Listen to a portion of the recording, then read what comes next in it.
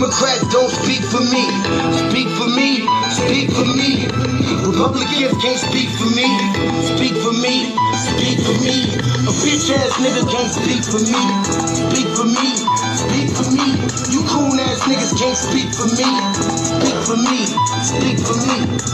Listen here, this is a fact of life. I be rapping like Nat Turner came back to life. Grab Donald Trump by the pussy, he ain't acting right. I never run from a conflict, I be glad to fight. It's a very cold world that we live in. Somebody please tell Elizabeth you're not an Indian. You just trying to con them people to get the benefit. Just another immigrant, stealing from the Indians. That's some punk ass shit and that's too lame. Now we finna step over to Andrew Yang.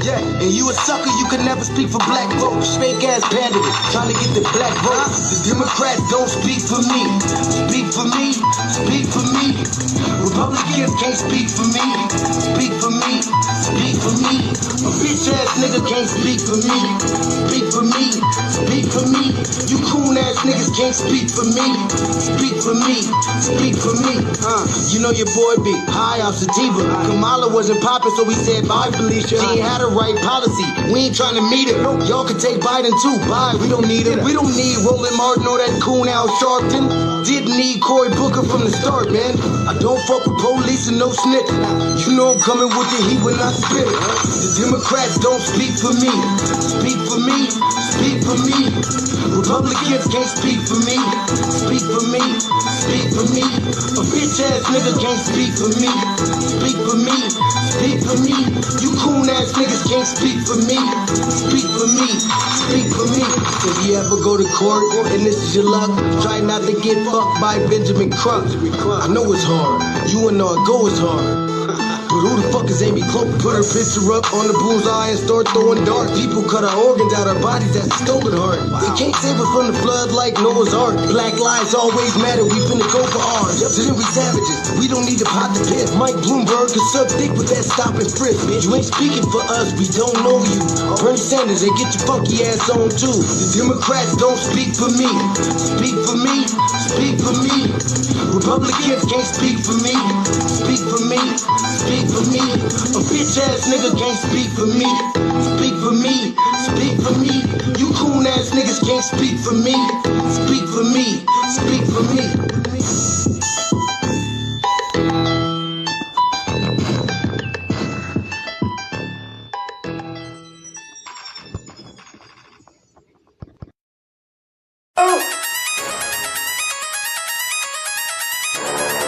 I'm talking about shout it going crazy. People going crazy in them motherfuckers.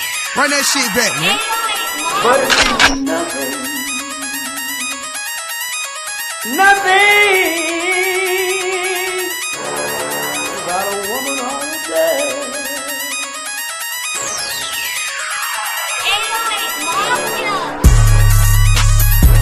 Man made the car.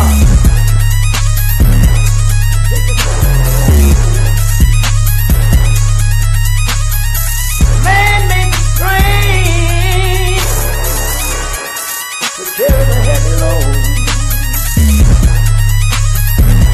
Man made the electrolyte to take us out of the dark. Man made the boat for the water like the seven omega. Man thinks about a little bit of baby girl and a baby boy. Man makes them happy because man makes them strong. But after man make everything he can, do you know that man makes money?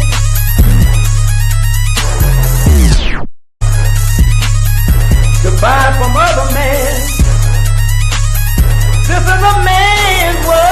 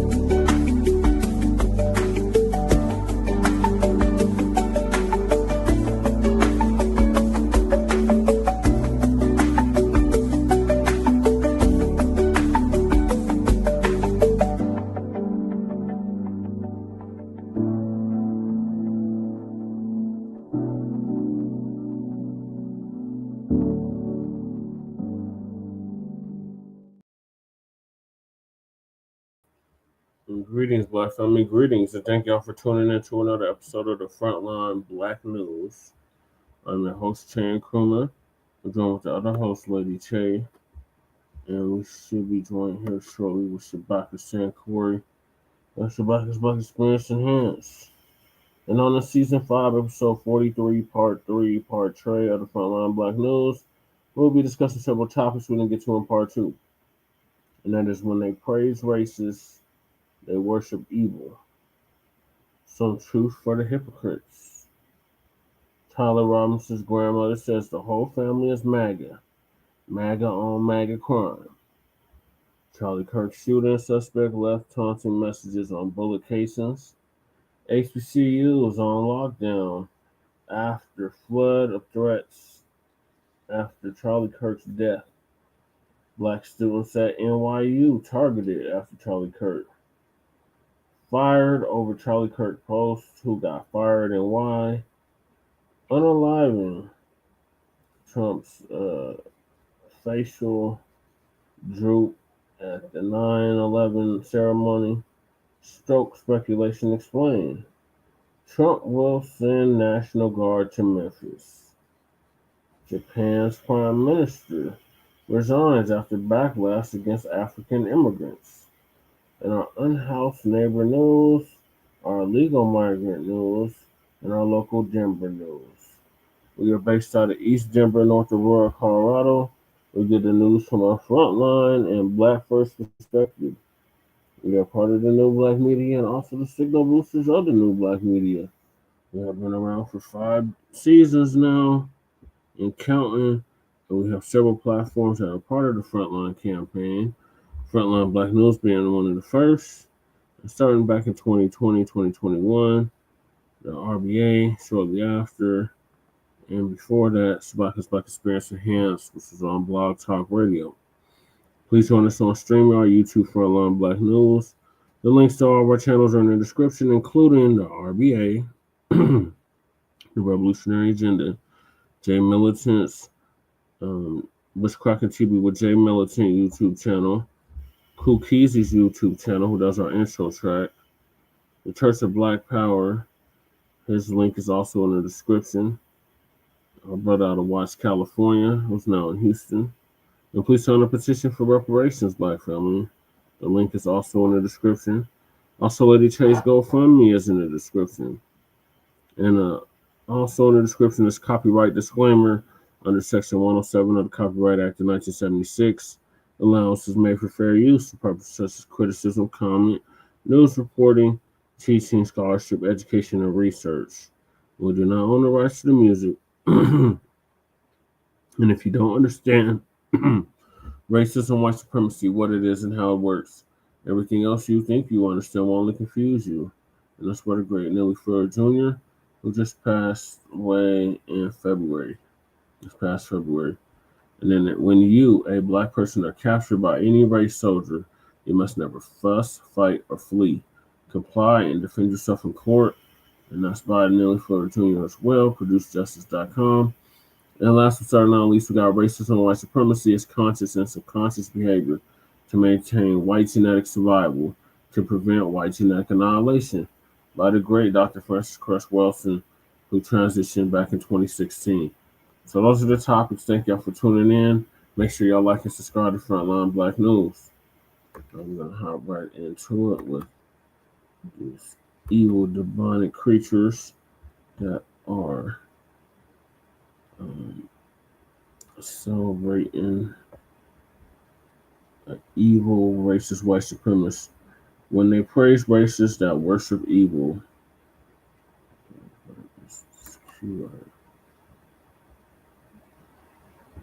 this one.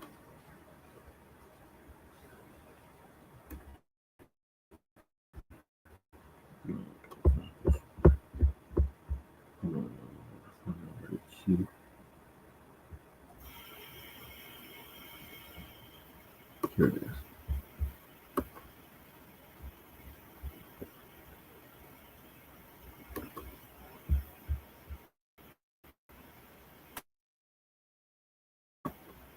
And this is the moment of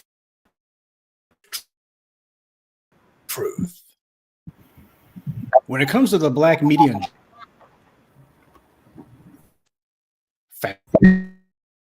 family and fellow soldiers, I'm the professor. Blacc Media in general, and certainly this channel in specific, I don't talk about religion, but in this case, for this morning's briefing, I don't want to talk about Black people in religion, though I do want to talk about the beneficiaries of white privilege and what is clearly their religion.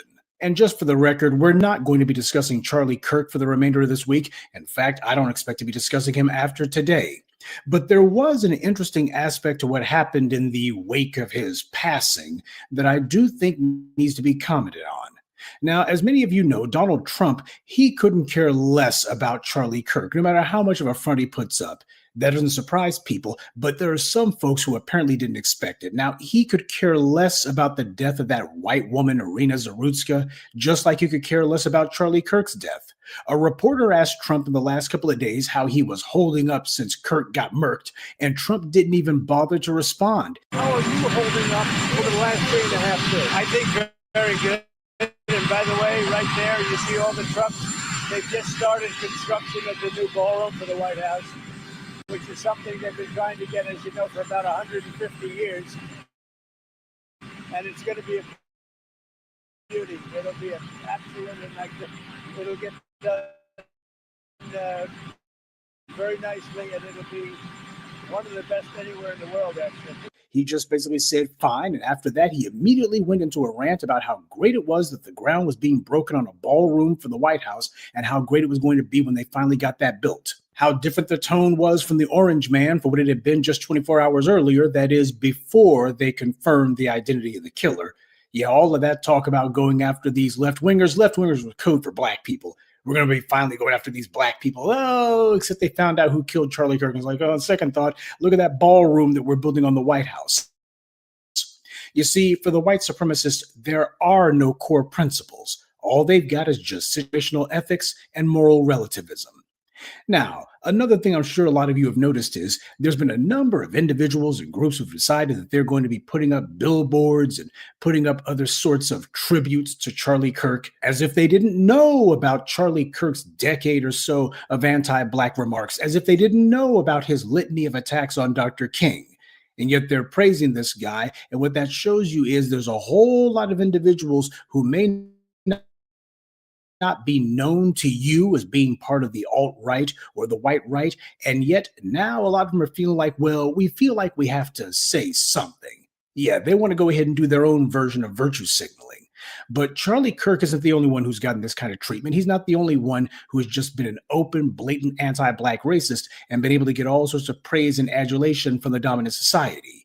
Why does that keep happening over and over again? Why is it that in America, a large percentage of the population, particularly those who have deep pockets, can't wait to be the first ones to praise a bunch of slave owners and open bigots and racists and traitors like the Confederacy? Why does that keep happening? Why do they insist on giving sympathy to the devil? Why do they make it a point in this country to take the absolute worst, the scum of the earth, and just go out of their way to put them on a pedestal? What drives them to do that? Because it is literally an article of faith for the white supremacists on the left and the right. They all worship at the same altar. When the statues of those slave owners were getting torn down a few years back, you saw a lot of white Democrats and people on the so-called left who felt personally threatened by seeing that. And why would that be the case? Because they know that their positions in the world were given to them by the exact same white supremacists who gave that to their Republican and right-wing counterparts. They all depend on the exact same system of goodies, giveaways, and guarantees. Is a religion, no different than when these white authorities talk about so-called radical Islam, except this religion already controls the world. And we're fighting to break its grip before it kills us all. We're up cannot rule the world, then to do with the insistence by those in the dominant society to put bigots and racists and all of these horrible people on a pedestal. What does that have to do with that? Well, in Catholicism, the Catholics have saints. These are righteous people who the Catholic Church authorizes believers to pray to because these people were said to have embodied a particular virtue or principle. So Christians, at least under Catholicism, will have specific saints that they pray to. And when you see the dominant society putting these bigots and racists on a pedestal, especially when they have a history of doing all sorts of vile and foul stuff, what you're seeing is the ethno-political equivalent of the exact same practice. They're not ignoring the evil that these individuals have done. They're in fact celebrating it. What they're doing is they're praying to and appealing to these satanic entities, and they're hoping to become as evil as they are. Some slave owner who's being praised by the white powers of spirituality, quote unquote, that goes from the dominant society when it comes to these individuals that it chooses to focus its adoration towards. You see, what they're doing is they're worshiping them. They have demonic entities that they pray to. That's what it is. Whenever they have somebody who they know is evil as hell, committed all of these vile acts, and they decide that they want the society to see them praising and worshiping and giving all sorts of honors to these individuals, what do you think they're doing? These are individuals who are lionizing slave owners and, more recently, ruthless racists. White supremacy is heavily steeped in the practice of the occult and appealing to arcane forces in order to get their way. You see this among people from George Washington to Thomas Jefferson to George Patton. Remember, no matter what lies the white right may want you to believe, the founders of the United States were not theists. They were deists. They believed in spiritual forces, but they were not Christians. All that Masonic stuff they were doing wasn't from out of the Bible. These were evil individuals we're talking about here, then and now. When the Bible says we wrestle not with flesh and blood, but against powers and principalities, against the rulers of this world, what do you think that means? We're up against pure evil. And white supremacy is the worldly codification of that evil. The dominant society sold their souls if few little goodies, giveaways, and guarantees the white supremacy offered them. And in exchange, they gladly support the satanic forces that undergird white supremacy. They worship the demonic entities like George Washington, Thomas Jefferson. All of their heroes are just a litany of demons, just demons and demonic entities by name. And the Satanists also have demons and spirits who they pray to by name. And that's the little racist and bigots. These are demons they're worshiping. White supremacy has done that. When you see people lionizing and praising these evil monsters, that is them worshiping demons. These aren't just some degenerate human beings, though they were certainly the lowest form of reprobate. I'm telling you that the reason that they're so evil, the reason that these individuals are so demented in their mentality is that the dominant society gave itself over to evil a long time ago. And even so, you got some silly Negroes trying to convince themselves that these guys can be redeemed. Let it go. Learn to recognize evil when you see it. There are some who have tried to convince themselves whenever the dominant society uses a ballpark or they use a billboard or some time on television to lionize and praise some horrible racist and say, oh, we're going to give a tribute to this guy. The reason that they do that is they see themselves as being like the New Testament saints, you know, the ones who were sacrificed in the arenas for the sick amusement of the Roman emperors. Well, that's not really true. These guys don't see themselves as being like the saints, sacrificing their lives for the greater good of Christianity. They see themselves as being the Caesars. They see themselves as being the emperors, and that they are sacrificing the lesser and the inferiors for their own power. They don't see themselves as worshiping any sort of benevolent God. Under white supremacy, the dominant societies see themselves as being God. And that's why the mental and spiritual perversion runs so deep and cannot be changed. What we have is a relentless, vicious cycle of self-adoration, the evil feeding on its own evil. And that's the reason why it just gets worse and worse and worse. There's no bottom here. That's why the dominant society takes so much time trying to control the history books, trying to seize your understanding of the past. Because the entire point of history under white supremacy, as Napoleon said, is that it's a lie agreed upon. And the lie has two facets. The first facet, of course, being a lie about progress. Things may not be perfect, but we're making a relentless march towards perfection. And today is certainly better than yesterday, when in actuality, the opposite is true. But the other aspect of all of that happens to be that they tell you the good guys won. That's one of the other quintessential lies that's emerged under white supremacy. The false concept of the idea that the good guys won. That's how they always tell the history, by the way. They always claim that in history, the good guys won. Isn't it miraculous how that always happens? But those of us who got our heads on straight, we know that the opposite occurred. The good guys did not win. How do we know? Because we are the good guys. And we can also look and see what it is that the dominant society does. Nothing good has come from it. So clearly the bad guys happen to be in charge, and we are waging a fight from our admittedly debilitated position to try to overthrow them. But make no mistake, the bad guys feel that they can draw a lot of strength and power from the demonic entities that they appeal to. The same way that we put virtuous people on a pedestal and we draw strength from the examples and the courage and the heroism of our heroes and sheroes of the past and present, the dominant society does the exact same things with the racists and reprobates from their own ranks. They draw strength, at least they get some vicious ideas for the next sick thing that they can do from these demented individuals who they decide that they're going to platform and put on a pedestal. So when somebody tells you that you need to observe some moment of silence for some racist reprobate, what they're basically saying is that they're going to be essentially conjuring magic and that they're going to be invoking some evil spirit, and they don't want you to disrupt any of that. To just meekly submit as demonic forces are invoked right in front of you, especially forces that spent their time trying to destroy the righteous, I sincerely hope that you are better than that. As I pointed out in last evening's address, make sure you remember who the individuals are who call themselves invoking the names of demon spirits and call themselves worshiping these evil forces right in front of you. Make sure you remember who it is, because what they're counting on is for people in general attention span. Whatever it is that they're upset about today, well, come this time tomorrow, they will have forgotten all about it, so it's a victim's crime. That's how they see it. Worshipping evil, invoking demons, and deciding that they're going to be exalting evil spirits over you, you got a choice to make. And the choice is whether or not you're going to meekly allow them to get away with it, or if they think that you're just going to sit on your hands while they openly praise and exalt every demonic and evil spirit they can think of. Let them know that there is no chance in hell. You may have to stand up to the bastards alone, but stand we will. Good day, and be one.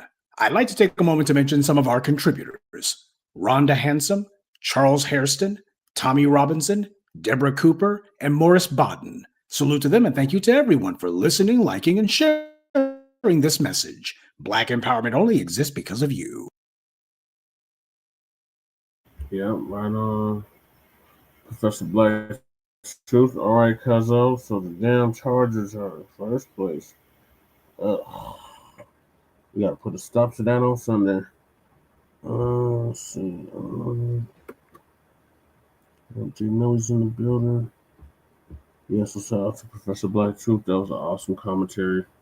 Yeah, when you celebrate rich white supremacists like Charlie Kirk, you are worshiping demons and celebrating demons.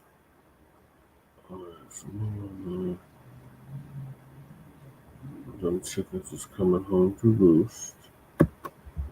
And there's some truth for the hypocrites. So man, Black TV gonna give us an update on that.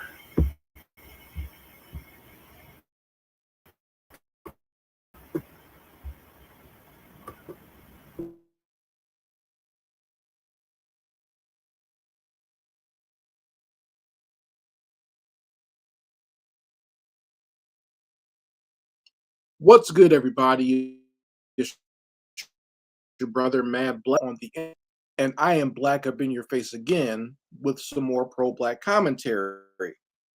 So today I wanted to do a follow-up of my last video where I talked about the killing of Charlie Kirk, and I'm warning you ahead of time that if you did not like the last video, go ahead and buckle up, because we're going to be going in with no Vaseline on this one. And we're going to be having some real talk and having some real truth about this situation and the reactions surrounding it. Now, last time on Mad Black TV, America's favorite bigot Brad got his Adam's apple turned turned into applesauce. And we talked about all the reactions that we saw and how some people were hurt over it, some people were happy over it, and some people, like myself, were just kind of shrugging their shoulders and saying, oh, well. And I want to talk about some things based on some of the comments I got, but also some of the things I've been seeing on social media, the hypocrisy and a lot of the BS surrounding this situation. So my first point is, I've seen a lot of people say that, Charlie Kirk was shot just for having an opinion or just for talking or, giving his political ideology. And apparently we have freedom of speech and you can't assault somebody, you can't kill somebody based on what they say. That is not true. That is not true at all. You can most certainly be assaulted for what you say. I'm not saying that someone should assault you because you said something that they did not like, but I'm saying it can happen. Yes, you can be touched too for the things and the words that come out of your mouth. I don't know where people got this idea that that cannot happen. Let me give you an example. I remember a few years ago when that whole incident happened, when Will Smith got on stage and slapped the shit out of Chris Rock over some jokes that Chris Rock was making about Will Smith's wife. All right. Now, I'm not here to support either one of those Sambos, but what I'll say is, there are a lot of people, especially in the comedian community, were saying, oh, you can't assault somebody based on what they say. You can't assault a comedian based on some jokes. Will Smith proved, yes, you can. All right.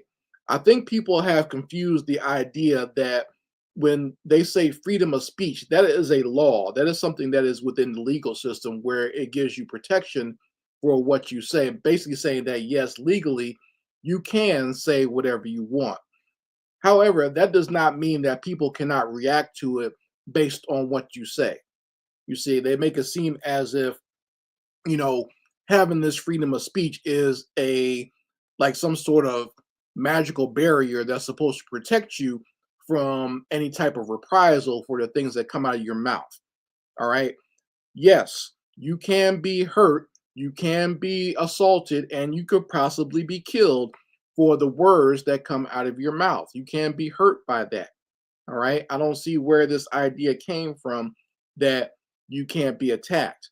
Yes, legally, that's not the way things should go, but just on a basic human level, based on history of what has happened on this planet, we all know that people, yes, can be killed based on the things they say.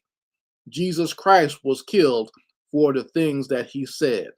And that goes for all the religious figures that he was copied off of, like Dionysus and Mitra and Zoroaster and everything else. They were all killed based on the things that they said. Okay? So yes, it can happen. There have been politicians throughout human history who have been murdered for the things they did and for the things that they said.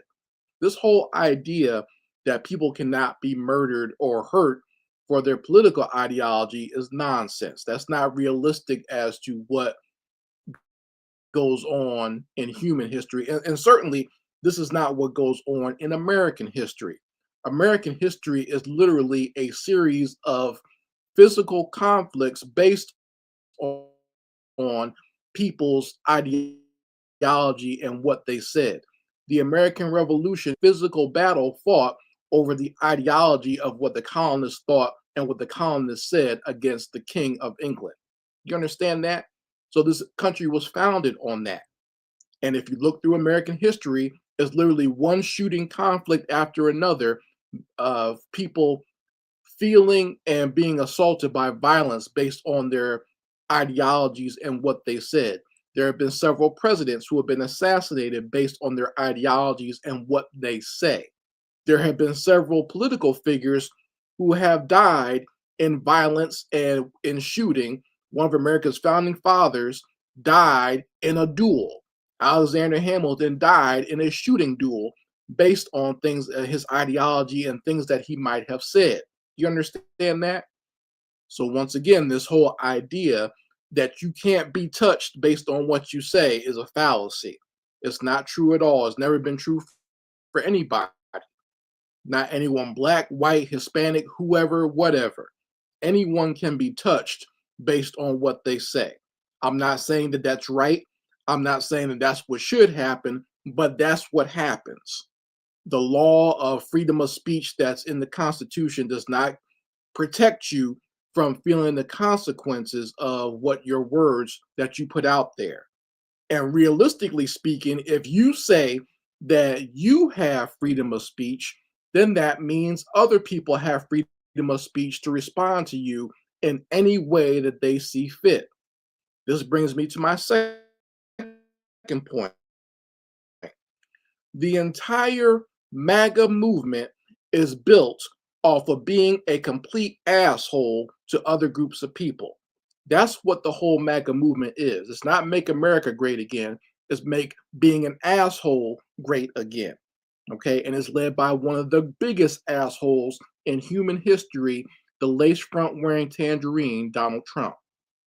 He has been one of the most foul-mouthed, disgusting, lowbrow human beings that has ever existed, and wormed his way into the White House, saying all types of vile things about men, women, children, minorities, immigrants, whoever. Anyone can get it when it comes to the tangerine. He doesn't show anyone any mercy, any quarter. He calls women ugly. He talks about sexually assaulting women. He talks about wanting to have sex with children. He can do and say whatever he wants. Okay, and that has been the crux and the theme of the MAGA movement. They've all taken their marching orders from him. They've all followed his example. He has made it great to be an asshole again. And all the assholes that work in his administration and those who work around his political ideology, they have felt like, the shackles have been taken off and they can say and do whatever they want to anybody else. And they've been very free of the mouth when it comes to how they talk about other groups of people, because once again, their Lord and Master, Mr. Lace Front wearing Tangerine, gave them the marching orders and showed them the example of how to do that. And it makes sense, because if you can be a bigger asshole as him and make it all the way to the White House, why wouldn't other people follow that example, right? Why wouldn't other people think, well, hell, this dude is successful financially, or at least that's the image that he projects out there and his company projects out there, right? But if he can be successful financially and he can make it to the highest political office in the country by being a complete asshole and a douchebag to other people, then why shouldn't I do that? You've seen so many other politicians take that example and run with it, right? Qualified for their position. I just talked about one, that Goofy Gomez chick, just doing and saying and doing all types of weird stunts to offend people in order to get into office. So they've all taken their marching orders from King Asshole himself, Mr. Tangerine.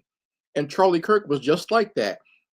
This dude was not successful at anything else in his life other than being a bigot. That's his claim to fame. He has not done anything of worth. He has not contributed anything meaningful to society. He never invented anything. He's not a great thinker.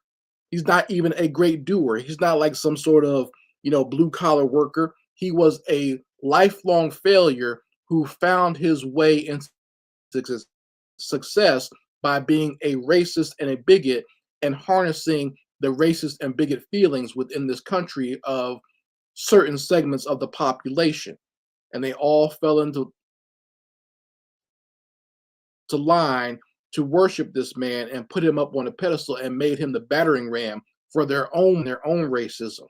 That's one of the reasons why a lot of them are so upset that he got killed, because that almost puts like a target on their back. They feel like, hell, he was saying what I wanted to say, and if he can be killed for doing that, right, and be killed in the middle of doing that, that means that can happen to me too. Someone can hear me saying the same BS that he's saying, and maybe they won't kill me, but maybe they'll pop me in the mouth with their fist or something, and I can't, I don't know how to defend myself. I'm a worm. I'm a coward in and of itself. That's why I spew a lot of this trash in the first place. So I won't know what to do if I'm ever faced with any type of violence or reprisal for saying this type of nonsense that Charlie was saying. And really, if you are someone who supports Charlie Kirk and you believe in so-called freedom of speech, you should support the freedom of speech that other people are saying about him. This brings me to my third point. Either it's freedom of speech for everybody or it's freedom of speech for nobody. You cannot have selective outrage and a selective idea of what freedom of speech is. If Charlie Kirk had the freedom of speech to say what he wanted about anyone who was dead, right? Because, Charlie Kirk had no problem talking trash about Breonna Taylor or George Floyd or all the way back to Trayvon Martin or Ahmaud Arbery or any of these Black people who were murdered for no reason by these pigs or any of these other mutants who just decided that they were the law and they had the right to take a Black person's life. Charlie Kirk had the freedom to say what he wanted about them. He had the freedom to make jokes about them. So that means now that he has paid the piper and now that he has gotten his head popped like a can of Pringles, other people now have the right to say what they want about him. They have the freedom to say what they want about him. And the crazy part is the majority of things that people are saying is not even anything that's not true. All they're doing is taking his words and putting it back out there for public consumption. They're taking the things that he said and putting it back out there for people to see what type of person he was before he died. He was literally in the middle of spewing some garbage right before he got his head popped. They were at a white university in a mostly white city in front of a mostly white crowd, and he was already trying to turn the conversation on to talking trash about Black people. Not a Black person in sight, but already he was trying to turn the conversation of gun violence and talk of gun violence. The irony of it all. But if he had the freedom to do that, then that means other people have the freedom to talk about him. They have the freedom to criticize him. They have the freedom to make jokes about him. They have the freedom to make any type of post that they want about him. He's not the only one. He was not the arbiter. He was not the sole controller of what freedom of speech is. And that's the thing about a lot of these MAGA mutants is they want the freedom to be the biggest assholes. They want the freedom to be the biggest bullies in the world, but they don't want anyone to say anything back to them. They think that they are the sole possessors of what freedom of speech is. And they can be as nasty, as belligerent, as arrogant, and as ignorant as they want to be against anyone they want to, and have no empathy and no sympathy for anybody else. But then they'll get butthurt and cry and get all red in the face when someone turns that around on them. Once again, going back to my first point, you can be touched too. The same nonsense, the same ignorance, the same venom that you put out there, it can come back to you. Now getting to my last point, I will say last, but also the least, I want to talk about a lot of these bootlicks out here who are trying their damnedest to blame all of this nonsense and all this violence that happened to Charlie Kirk. They're trying to take it and blame it on the Black community. Now, I'm specifically talking to a lot of these Black conservatives out here because I've seen a lot of them, either they're boohoo crying, like Candace Owens. She was out there doing her mammy tears for Charlie Kirk, saying he was her best friend and, there wouldn't be any Candace Owens without him. Well, now that he's gone, that means that you can go away too. Okay, that's a positive that's come from his passing. I'm not celebrating his passing and his murder, but that is a positive outcome from him being taken off this planet. If there's no you without him, now that he's gone, you can go too. Just leave. All right, go be with your white family and your kids and live in Swirltopia. Leave us alone. Okay.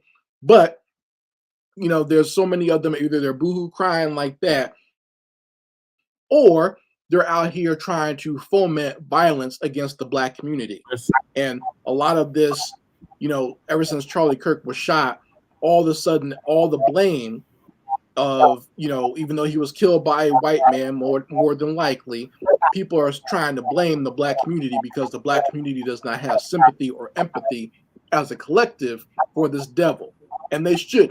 I mean, even Charlie Kirk himself said he does not like the word empathy and does not like having empathy for anybody else. So let's keep the same energy and not have any empathy for him. But you have these scumbags who work for a lot of these conservative think tanks who are paid by them, and they come on social media and they're doing their best to work as agents of chaos and get the anger and the flames and trying to get the revenge of these white people to fall onto the Black community. And you've had several HBCUs be threatened and Black people have to shut down events because you got these scumbags out here stoking the flames and trying to incite violence against the Black community. I've seen people like Anton Daniels make video after video after video, and he's showing all Black people saying things about Charlie Kirk. Now, there's white people, there's Asian people, there's gay people, there's all types of people of every stripe in this country, even people in foreign countries. There's people in Europe talking trash about Charlie Kirk, but you have the glasses wearing milk dud, Buck Man himself, putting all this footage out there, making it seem as if Black people are the ones hating on the death of Charlie Kirk. All right, that's intentional. That's Anton Daniels deliberately trying to incite violence against the Black community. You have people out here like Myron Gaines doing the same thing, trying to incite violence against the Black community, saying because Black people are having no empathy for Charlie Kirk the same way he had no empathy for us, then that means that that's the reason why white supremacy exists, and that's why racism exists, and this is why people don't like Black people, is because of stuff like that. As if these demons needed an excuse to hate Black people. They're literally creating one from this situation. Once again, Charlie Kirk was in front of a white audience at a white school in a mostly white city, killed by a white man, and all of a sudden they're talking about Black people. You see what I'm saying? Blaming Black people. Black people had nothing to do with it, and that should show you that white supremacy is a mental illness to the point where you'll have all white perpetrators, all white people in the area, and still these demons blame Black people for something. It's still somehow Black people's fault.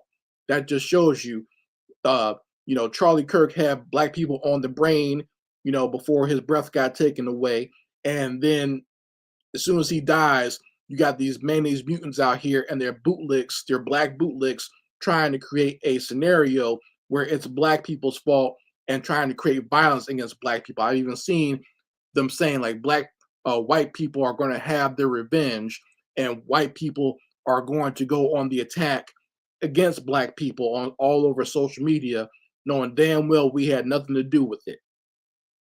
So I know a lot of these bootlicks, you know, either they're most of them are just lying and most of them are just cowards, but there are some out there, you know, they think all Black people are dumb, right? Or they think all people are dumb. They think because they themselves ghetto gag white balls and they have swallowed all the BS and propaganda from their conservative masters, that other people can be as easily manipulated into nonsense as they are. They think everyone else is a silly, dumb hoe the same way that they are. So they think that they can just keep pushing this nonsense and pushing this narrative on their pages and everyone's going to fall for it. But I'm here to tell you that these demons, these mayonnaise mutants, are tired of you Negroes too. In fact, a lot of you conservatives, you are the next target of a lot of these mayonnaise mutants. A lot of people that the ones that you serve, the ones that you're kissing the ass of, you're going to be their next target. okay, because they can get to you first because you're sitting right there up under them. You know, the master is going to kick his dog first before he goes out there, go hunt the fox or hunt the wolf. You see what I'm saying? He's going to go hunt the dog first, his crawling, serving dog that he has up under his table eating his scraps. So a lot of you dummies are in danger, even though you're trying your best to kiss as much white ass as possible and try to, you know, assure your masters out there that everything's okay and we're with you, massa. They don't see you as one of them. You're not one of them. So a lot of you dumb fools are going to find out the hard way that you are not one of them. And God help you when that happens. So you folks can let me know what you think about my points here and what I had to say. And I appreciate all of you that gave me support in that last video. And I would appreciate to hear your comments on this one. Anyway, Mad Blacc, and I will be back with my foot on the devil's back.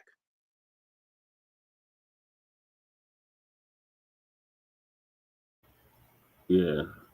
Yep. Awesome commentary from Mad Blacc. Chibi, what are your thoughts, Lady Che? Right.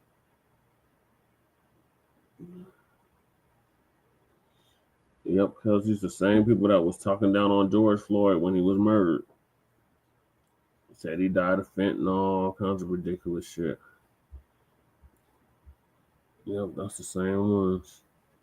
He said to you, black people who support Charlie Kirk, Jim Crow loves you. I know that's right.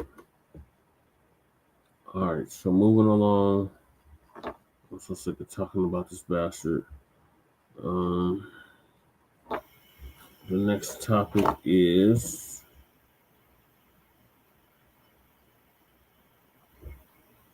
this film again. The next topic is Tyler Robinson, his killer. Grandmother says the whole family is MAGA. MAGA on MAGA crime.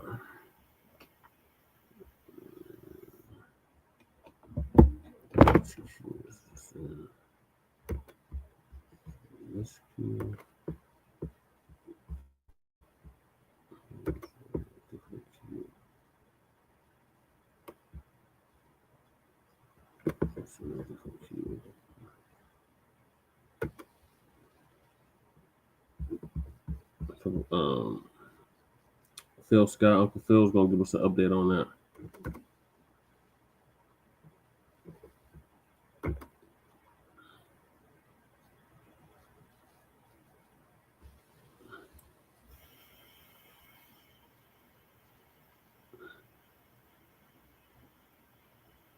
Come on, computer.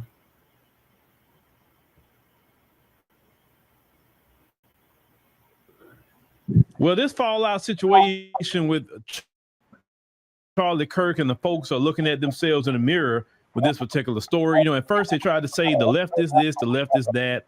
Oh, they was just making all kind of threats. And then it's amazing how that when Tyler Robinson was arrested and they started looking into his background, all that leftist talk just kind of went away. Why did the leftist talk go away? Well, first of all, he was from Utah, right? Utah has a lot of white people in it, right? That is not a state where you have a lot of black Americans, that's for sure. Also, it happened at a college where it's predominantly white as well.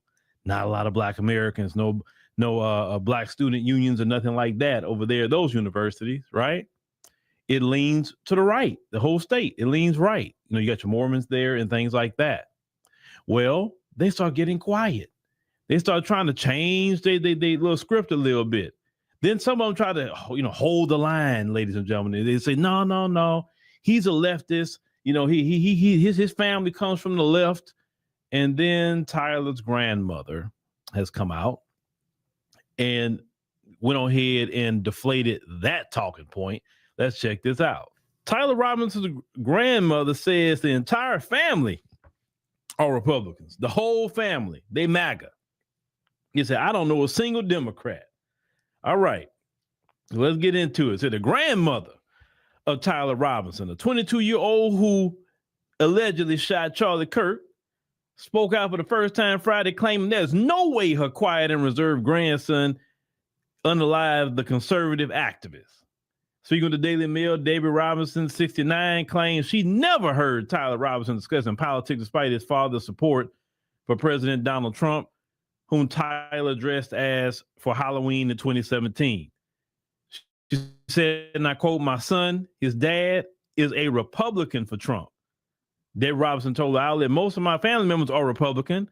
I don't know any single one who's a Democrat. I'm just confused." Now, Charlie Kirk, of course, he was 31 years old. He was shot in the neck Tuesday during an outdoor Turning Point USA event called the American Comeback Tour at Utah Valley University in Orem.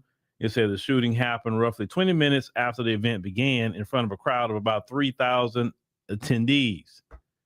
Now, law enforcement sources had said to the Daily Mail that it was Matt Robinson, Tyler Robinson's father, and a member of the family-run construction business who reported his son to authorities. Now, Debbie Robinson said her son has not returned her call since the news broke, identifying Tyler Robinson as the suspect in Kirk's assassination. Still, she firmly rejects the idea that her grandson could be involved, claims she never seen him handle a gun, let alone possess one. Just because you didn't see it, ma'am, don't mean he didn't do it.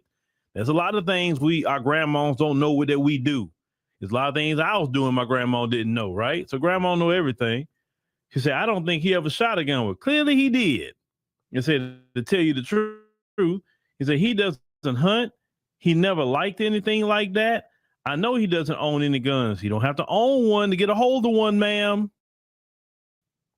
He said, "There's just no way he could have had that good of a shot." How do you know, Debbie? How do you know? Clearly he shot something. He said Tyler Robinson is allegedly left his ammunition engraved with cryptic messages referencing fascism, video games, and obscure internet memes, officials said Friday.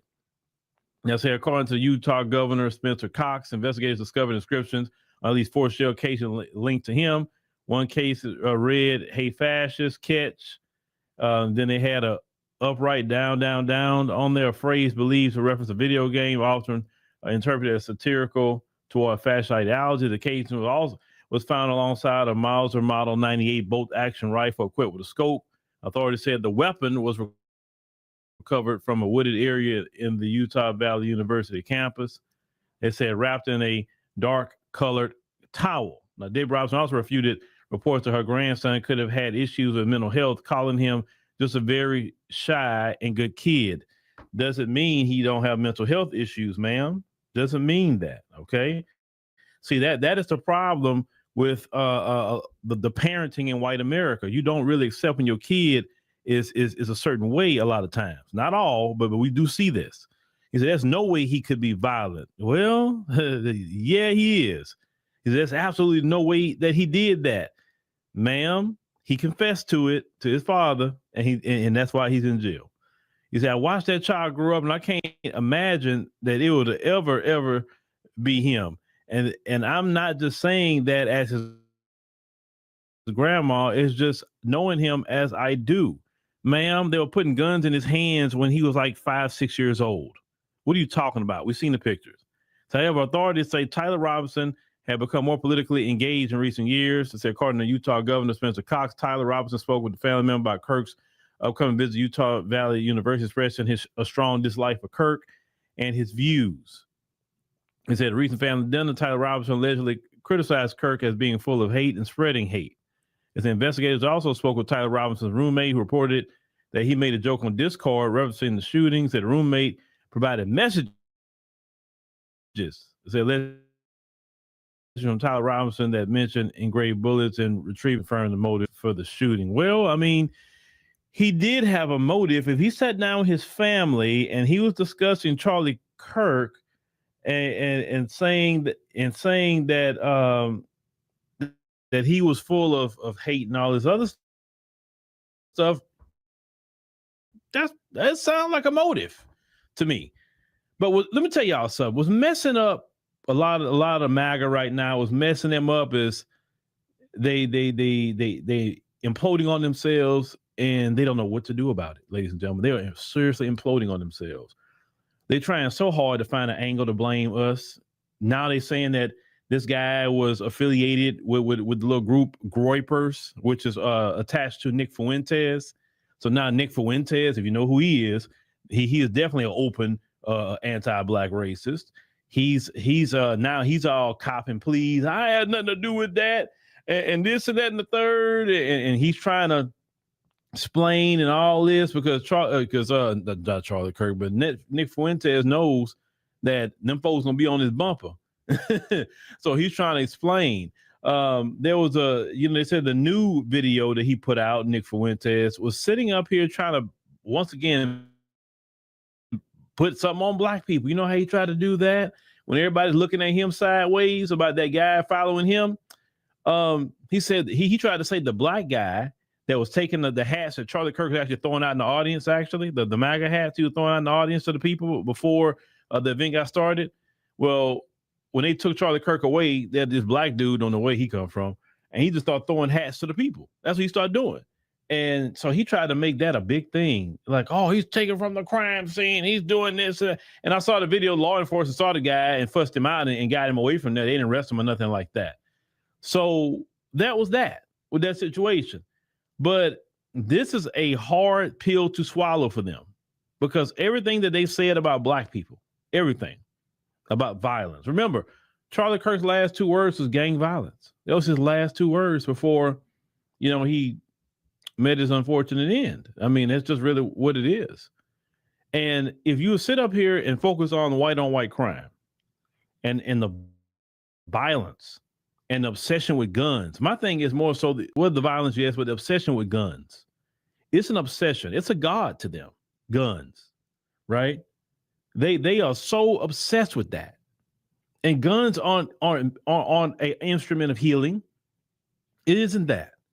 It's an instrument of killing. It is a violent instrument. It is. And they obsessed with having that. And let me tell you, I'll tell everybody this. Anybody, you can have 1,000 of them if you want to. You're still vulnerable. You're still vulnerable. You only got 2 hands. You can only put so many in your hand, bro.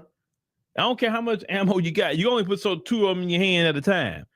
And you could be doing a speech like Charlie Kirk and and got security, everything else. And if somebody just really want to get at you like that, and you get put in a vulnerable position where they can, because like we know coming from the black community, anybody can get got. We know that.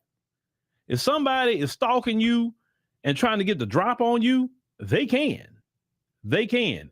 And this is the thing. With these microphones right here, anybody's on these microphones. It's not just Charlie Kirk, it's any of us, right? We can deliver messages, but we got to be very strategic how we deliver our messages. And sometimes we have to reel back what we about to say because there are people out there that listen to what we say on these microphones, and you can activate the crazy gene in somebody. And now you got somebody want to come after you now, and you thinking about nothing. Now the thing is, Charlie Kirk has sparked a lot of things with a lot of people. Remember, Tyler Robinson is white. He isn't black. He isn't an immigrant. They saying something about he's with a person that's trans. I don't know how true that is, but if that is true, okay, he's fooling somebody and he's obviously LGBT, obviously, if that's true, right? So what Charlie Kirk was saying about, people that's LGBT, you know what I'm saying? That would kind of make him not like him too much, right? And my thing is, Charlie Kirk was worrying about everything else but his own community. If Charlie Kirk would have focused more on his own community and start worrying about what black people are doing, trust me, he wouldn't have an issue. He wouldn't.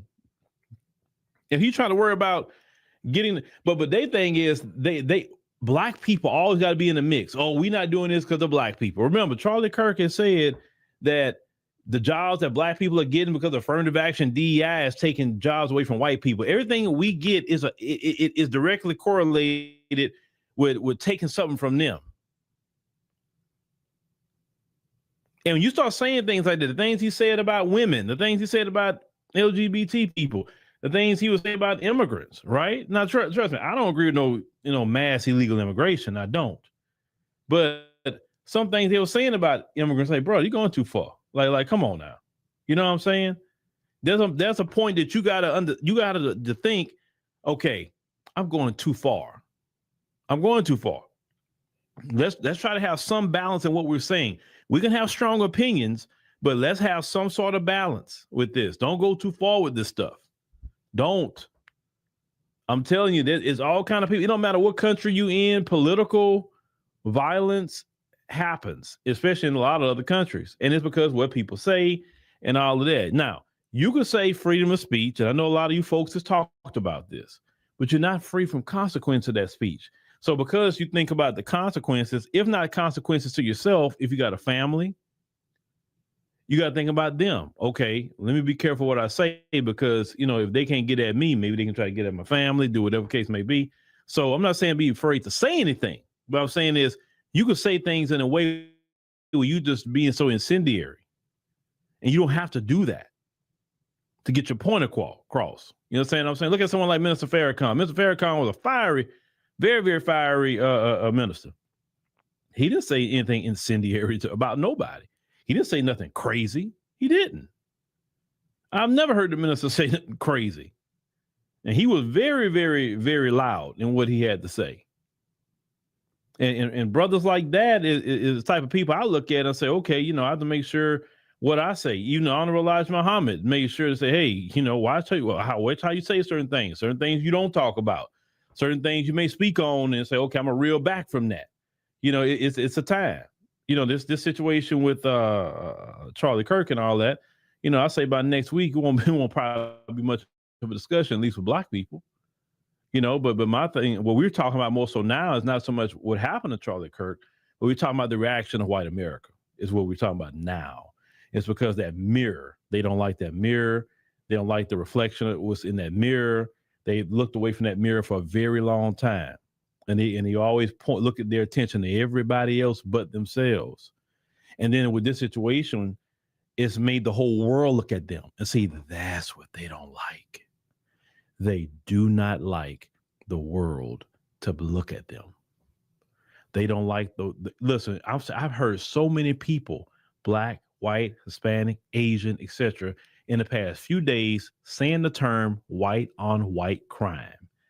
I have never heard that many people say the term white on white crime before, as I've heard in the past few days. And let me tell you something. When it gets in the lexicon like that, that way, it's not going nowhere. It's staying. And so more and more people are going to be looking at the white on white crime. All the school shootings, that's white on white crime. They're going to be looking at that. A lot of people are going to be laser focused on that.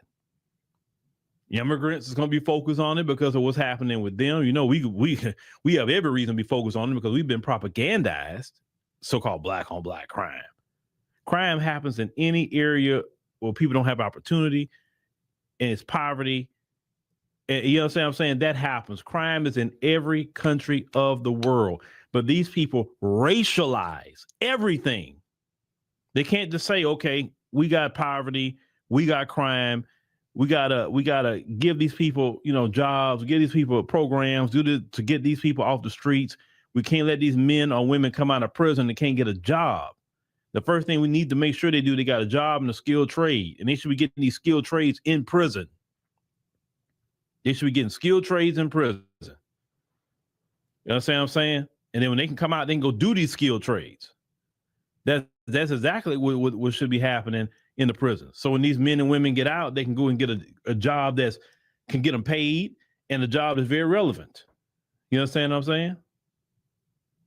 That's the things we should be focusing on, but no, they want to racialize every freaking thing. And with our situation, they created the problem with us by sabotage. They want to complain when Black people are in the mess or responding to the mess. You take the life of George Floyd, Black people react to it. Oh, why are Black people like that? Because of y'all, because you didn't have to do what you did. But they focus so much on Black people. They mock George Floyd. They've done so many things to mock him. But oh boy, somebody mock the person that they like. Oh my God, they mad now. Well, maybe you shouldn't have done all the stuff you was mocking George Floyd and Trayvon Martin, all the people that you was mocking with black people being dead, right? Now you feeling it. But this is a hard pill for them to swallow because they just have sworn, oh, this is a leftist. And the grandma said, nope, we MAGA. We've been MAGA for a very long time. No, don't put that leftist on me. Don't do that. Calling the grandma and his family a leftist is offensive to them. So you're going to try another excuse. I know you're going to try. You're trying something. I ain't going to get black people in it. Listen, we ain't got nothing to do with y'all mess. That's Utah. That has nothing to do with us. We're not there. I don't hear no brothers talking about, man, you know, I'm going to Salt Lake City this weekend, man. We haven't been making no plans. And if a brother is out there in Salt Lake City, first thing I'm thinking of is like, who is somebody black, you know, out there? Because I know the population of black folks is a little over 1%. So 9 times out of 10, you going out there howling at a bunny? You must be, because Utah of all places to go, brother. You know, and that's that. You know what I'm saying? So keep us out of it, man. I'm gonna keep saying that. I'm gonna keep defending us. Keep us out of y'all mess. We have nothing to do with it. But yes, we're going to talk about it. We're going to report on this because it's our podcast. This is what we do for a living. We talk about these things. We report on these things in defense of Black America. That's just that simple, right? But yeah, that mirror is a, you know, what's looking at you in that mirror, you don't like it. It looks like Medusa, you know, that's what you seen. Y'all know what Medusa looks like. And yeah, you got to clean your act up. That's all you have to say. But we're gonna keep up, you know, with this as much as possible. And like I say, once again, this is not about for us now, Charlie Kirk, is about the fallout with this situation and making sure we stay on top of any narratives and try to point fingers at us and wrap us up in that mess. No, we have to stay on top of that as media. We have to, because in the past, 1800s, 19, and all this other stuff, when they used to lie on us, we had no way to defend ourselves and cause a mob to come attack and all the race riots and all that. No, we gonna jump on this soon as possible. Anytime we hear any false narratives about black people.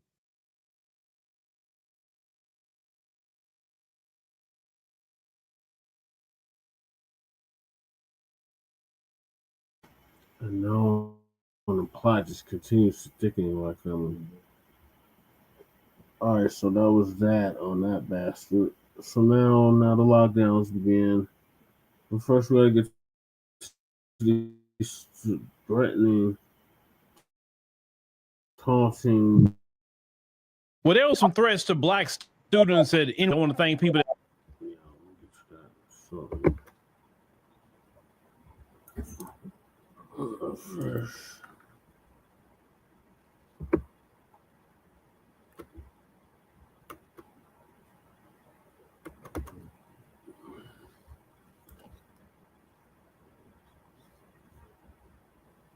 This is gonna give us an update on these messages this creep left.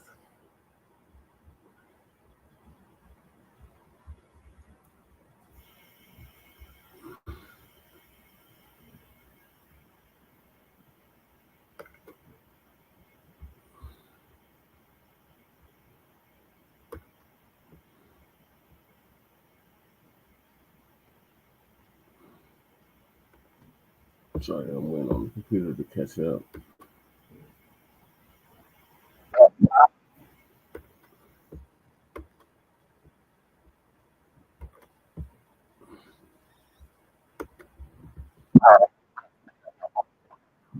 Rifle in a bush.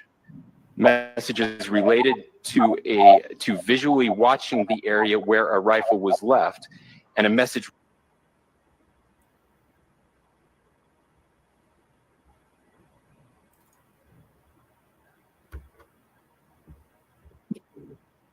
Okay. Please give me a 1 if you can see my screen. Give me a 1 if you can see my screen.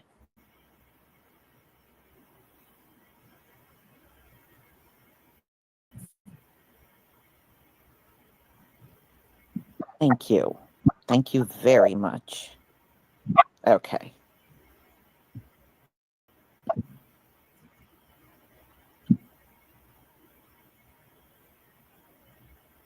Investigators identified an individual as the roommate of Robinson.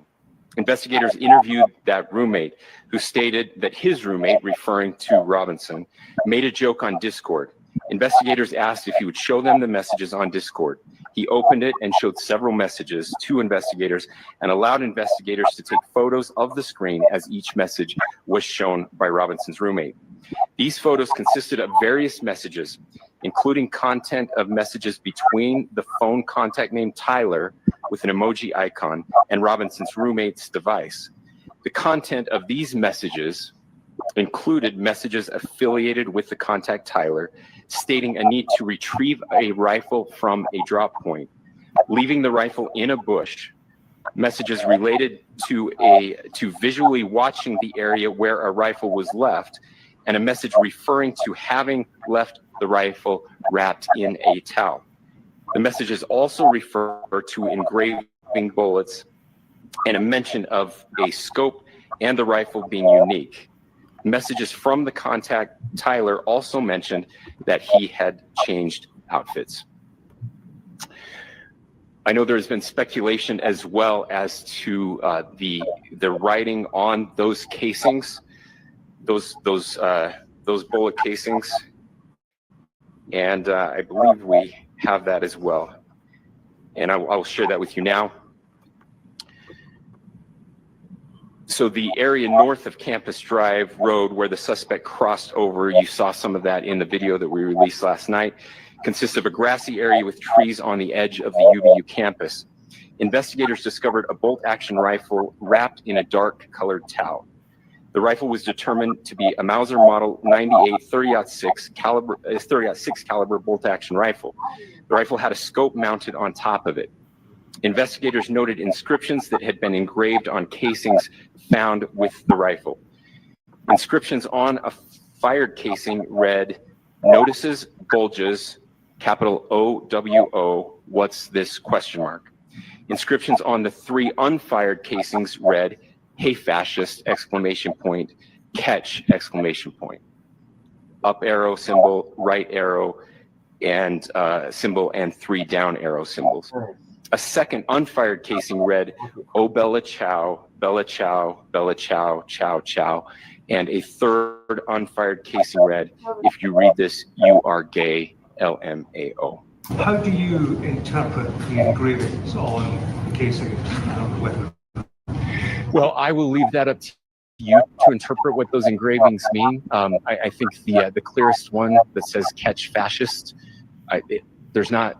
And by the way, that's like catch, like a ball, catch this. That's I think that speaks for itself. So the FBI is coming out and saying they have now found the weapon and 3 other unspent cartridges, which means unshot casings, bullets still in there, engraved with words. I'm not going to make a very long video about this because I don't fully believe this at all. Okay, it sounds strangely familiar to what happened in the Luigi Mangione case. They found the gun. They found bullets with engraved markings on them, or in his case, I think it was Sharpie, and it was politically motivated. They're saying that the engravings on these casings is anti-fascist and trans ideology. And how convenient, because a few weeks ago at that Catholic school, the shooting that happened there in Minnesota, Trump said he wants to keep guns out of the hands of trans people. And it's just way too coincidental for me. And in the same exact type of note that Luigi supposedly left, I don't know, man. Like, if you try to trick us once and you get away with it, shame on you. Try to trick us twice and you get away with it, that's shame on us. We need to look into this way more because there's a lot of details that simply just don't fucking add up. So here's something crazy. The Wall Street Journal reported yesterday that the bullets used in the Charlie Kirk shooting had engravings like pro-trans ideology and anti-fascism. But now law enforcement is saying that may not be true. Investigators have clarified that the engravings may have been misread or misinterpreted. In other words, a major detail that shaped national conversation could have been incorrect from the start.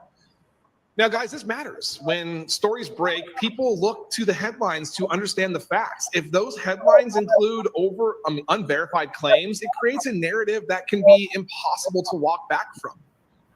I mean, we've seen this before, early reports running ahead of verified evidence only to be corrected after the damage is done. The public really deserves accuracy, not speculation, especially when the country is on edge after an assassination. The FBI has confirmed they are analyzing the recovered rifle and ammunition, but they have not found evidence that the bullets carried any kind of ideological engravings. Until that analysis is complete, everyone, including the media, should be very careful not to present theory as fact. My name is Jared Zisser. Follow me on Instagram, TikTok, Substack, and YouTube for breaking news, updates, and the full story. It was originally reported that the bullets left by the sniper, who is not in custody again, were engraved with anti-fascism, pro-Trump. So that was reported by the Wall Street Journal. Now, the New York Times is going back and saying, according to a preliminary internal report circulated inside the Bureau of Alcohol, Tobacco, Firearms, and Explosives, federal and local officials recovered ammunition with the rifle that appeared to be engraved with statements expressing transgender and anti-fascist ideology. But a senior law enforcement official with direct knowledge of the investigation cautioned that report had not been verified by the ATF. Analysts did not match other summaries of the evidence and might turn out to have been misread or misinterpreted. In fast-moving investigations, such status reports are not made public because they often contain a mixture of accurate... I can't get my head around the details coming out about Charlie Kirk's assassination. The FBI say they found bullet casings at the scene, and they weren't just normal casings. They were engraved with pro-transgender and anti-fascist messages. Imagine the mindset it takes to sit there and carve political slogans into the bullet you're about to fire at another human being. The Wall Street Journal even says the inside of the rifle was marked with the same ideology. Kirk was just 31, shot in the throat. The gunman leapt from a building about 200 yards away, then disappeared into the neighborhood. The FBI says they've got video of him. They know who it is, but they're not ready to release it yet. This wasn't some random tragedy. This was hatred, targeted, symbolic, and it's a warning about the dangerous place our society has reached, where politics isn't just words anymore, it's bullets. So this is a pic of Tyler Robinson. We all know who he is by now, at least most of us. I did some research, and here are some facts that I found, because I'm pretty tired of the lies circulating online. At this point, it's a freaking epidemic. First off, I'm going to start with the gun. It is a Mauser Model 98 36 caliber bolt action rifle. This is not the model used by Nazis. It is a modified version of the ones used by Nazis in World War II. So let's clear up this whole, he was using a gun that was used by Nazis to shoot someone that he believed was a Nazi. He may believe that. I can't find any proof. It's not a far off assumption, though, I have to say, but here we go. During World War II, the German military used the Mauser 98 in its standard military chambering of 7.92 by 57 millimeter, not the 30-aught 6 caliber. No military Model 98s were originally chambered for the .306 caliber. After the war, however, many surplus Mauser rifles were converted to the American .30-06 cartridge. Now let's get into the bullet engravings, and boy, oh boy, this is wild. The first one, the one that was shot and hit, the engraving says, "Notices, bulges, OWO, what's this?" So this is the internet meme was found on the fired casing. It is commonly used as a troll and is rooted in online role-playing communities. But this is interesting. Look at this meme that I found online, which I can only assume that maybe this is where he got it from. And I think it further puts into perspective how young he really is, and possibly mature for his age or young-minded, but here you go. So here's the meme, and it says, "Hee hee, you're a cutie ×3, flops beside you and nuzzles. Aw, nuzzles you back and pounces on you and notices your bulge. OWO, what's this? Pretty darn close to what he put on that bullet. And I have to say, this meme, in my interpretation, would be catfishing, things that you would find on Discord. So let's talk about the 3 bullets that were left in the chamber. And I think 2 of them are pretty self-explanatory. Hey, fascist, catch. Yeah, I think he thought Charlie was a fascist. And catch, meaning I guess catch his bullet, which is unfortunate. I don't care if you agree or disagree with that guy. He did not deserve to die. And another one said, if you read this, you are gay, LMAO, which I just think also puts in perspective how young-minded Tyler is. And the last one, which you can see in the insert above, was, oh, Bella Ciao, Bella Ciao, Bella Ciao, Ciao, Ciao. Now, there's different things on the internet stating the origin of this saying, but when it comes to World War II, the most common consensus about the origin is that Bella Ciao became an anti-fascist partisan anthem during World War II after the tune was adapted by Italian resistance fighters. So I can see, again, proving the point, at least in my mind, that he thought Charlie was a Nazi, fascist, yada, yada. Now on to his father, Matt Robinson, who was a 27-year veteran of the Washington County Sheriff's Department. I don't really understand what it matters what his father's party affiliation is, because I've known many kids, sons, daughters, who don't follow their parents' political views. They actually think in quite the opposite ways, often in opposition. There are many families that do and many families that don't. Until someone can find irrefutable evidence of what his party is, then I'll believe it. And I think the whole point of why that's even brought into question is just to put fuel on the fire when it comes to our divisive red versus blue current society. So unfortunate. My opinion, this is the guy, he did it. I know that was a long range, what did they say, about 200 yards? But please keep in mind that the Mauser 98 36 caliber rifle was built for long range accuracy. And considering his father was a cop and the possibility that maybe his family were gun enthusiasts or hunters, that he's probably had a lot of experience with weapons in his lifetime. But that's only an assumption. The whole point of me making this video is to bring light to the fact that we all need to be responsible and do our research, thorough research, before drawing conclusions. Because too often nowadays, we see a statement made by someone on some site that isn't reputable or even verified and take what's said as fact. No, don't do that. The conspiracies and general misinformation in today's societies, to me, is appalling and extremely dangerous. So peoples, do your research, be diligent, make up your own mind using facts, not speculation. Please try not to be a fool who follows falsities.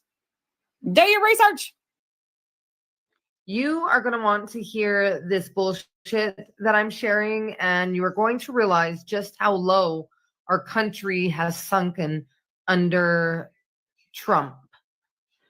So the ATF had announced previously that there were bullets or casings found in the Charlie Kirk case that had pro-trans engraving markings on them. Well, that wasn't the case. Today, after they found out who did this, by the way, it was a white cis male. After they found out, the ATF rectified their previous statement and said that the bullets actually had TRN markings on them, but TRN stands for Turan, the bullet manufacturer. And this in itself shows that Trump has had these super capable, intelligent people fired from their roles in the ATF. And now we have a bunch of idiots in there. Scary times.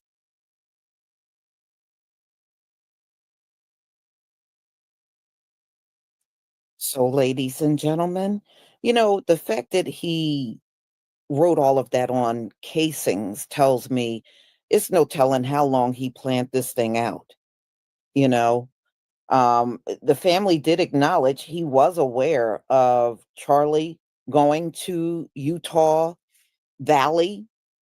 And I think on the 30th of September, he was supposed to go to the school Tyler Robinson was attending. I think that was the state University of Utah.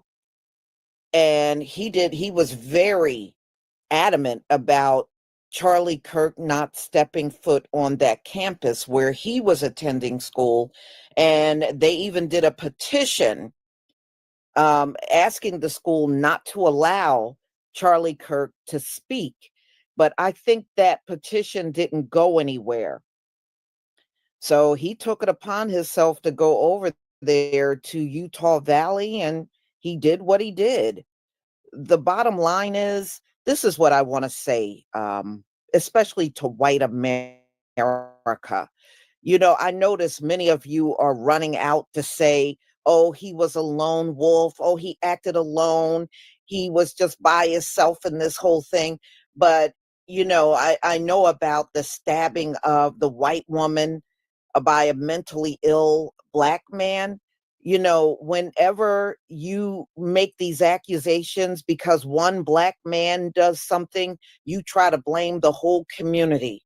And y'all have done this forever now. You that all actually started back during chattel slavery, and it just goes to show you how long y'all harbor this mess. You've been doing this mess for centuries. If one person in our community do something, it's all of us. If one person does something in your community, like killing Charlie Kirk, it's just a lone wolf. Oh, how convenient. How convenient. But one thing I do like, our people are starting to push back against that. That's wrong, and they know that bullshit is wrong. They know it's wrong. So I think the reason why they're coming out the way that they are, they feel embarrassed. They were certain that this was an immigrant. It was a Black man. It was, it was somebody on the left. They were positive. But none of those things have turned out to be true. Now, there is something else I want to show y'all before we go. I'm going to do this as a separate one because, I really don't have the time. All right. All right. Hold on 1 second here.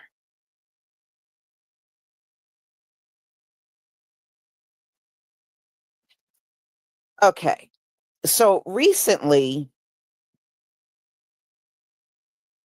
Tyler Robinson's grandmother did an interview, and she said the entire family is MAGA. The whole family, mother, father, Tyler, and then there's 2 younger siblings. They're underage. So hold on, I'm going to scroll down so you can see. Look like they're eating that looks like pho. The father is eating a bowl of pho. Look like they're at some sort of Asian restaurant there. Here's the family. All right. So you can see the mother, the father, Tyler, and then the 2 faces that are blurred out are underage siblings. Okay. His mother's name is Amber. Father's name is Mark. And yeah, the whole family is MAGA, according to the grandmother. And this whole family did not like Charlie Kirk, but they didn't realize how extreme Tyler was with it. They did not like all of the hate. This is according to the family. They did not like all the hate Charlie Kirk was constantly going around and speaking a lot of hate. They did not like that. But yes, the family is all MAGA. The grandmother confirmed it. She did an interview. So now all these people on the right, you can no longer, because some of them are still trying to hang on to HBCUs and threatening them. Some of them are literally trying to hang on to that garbage. Nobody at an HBCU had anything to do with Charlie Kirk losing his life. And those of you that are hanging on to that, you need to let it go. You need to let it go. It's not going to go anywhere. They already got Tyler in custody. His family, his father turned him in. There is nothing more you can say or do against HBCUs. It is time to let it go and deal with the fact that you got an internal problem within your people that you have never dealt with. Every time there's a school shooting, the first thing out of your mouth is lone wolf. Every time you say lone wolf, you're not dealing with the problem. You're not. You're not dealing with your problem. You're sweeping it under the rug. And sweeping it under the rug is causing it to happen over and over and over and over. You know? Well, what difference does that make? Resurrect men's? I mean, if he is dating a transgender, is that going to bring Charlie Kirk back? I mean, seriously, is that going to bring Charlie Kirk back? It's not going to bring him back. But you can prevent more Charlie Kirks from going down if you would just deal with the people in your community. But y'all won't do it. When this whole thing happened, you immediately blamed everybody else except for somebody within your group. That's what y'all did. Oh, it's the left. Oh, it's HBCUs. Oh, it's this, it's that. That's not dealing with the problem. Not one person, and this just goes to show you the level of deflection, not one person among the MAGAs said, is it possible that this is somebody within MAGA? Nope. But despite the fact that there were 2 attempts on Donald Trump's life, and both attempts were registered Republicans. Both attempts on Donald Trump were registered Republicans. So you're not dealing with your problem. You're still trying to point elsewhere. And whether he's dating trans or not, that is still a white problem. That is a problem within your community that you need to deal with.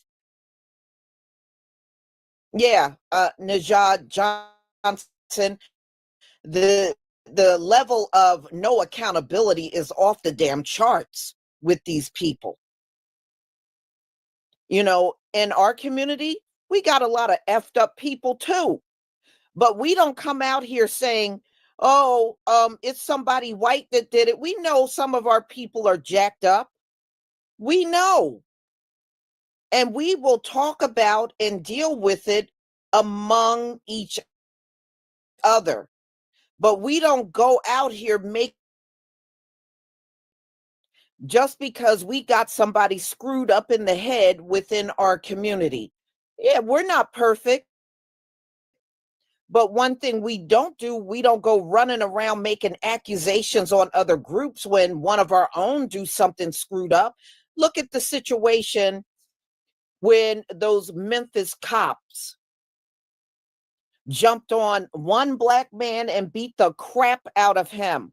We didn't jump up and say, oh my goodness, it had to be white cops. We knew who it was, and we condemned those cops for what they did. We did not jump on no video praising those cops. We didn't try to defend them. We all kicked them to the curb collectively. That's what we did in our community. We kicked those cops to the curb. So you got to deal with your problem. How you doing, Kid Gravity? You got to deal with your problems, because this kind of stuff ain't going to go away. We can't go a month without school shootings. We can't go a month. These poor kids going to school, they can't have no peace because some idiot is going to walk in there with a gun and just start shooting everybody. That's all I'm saying.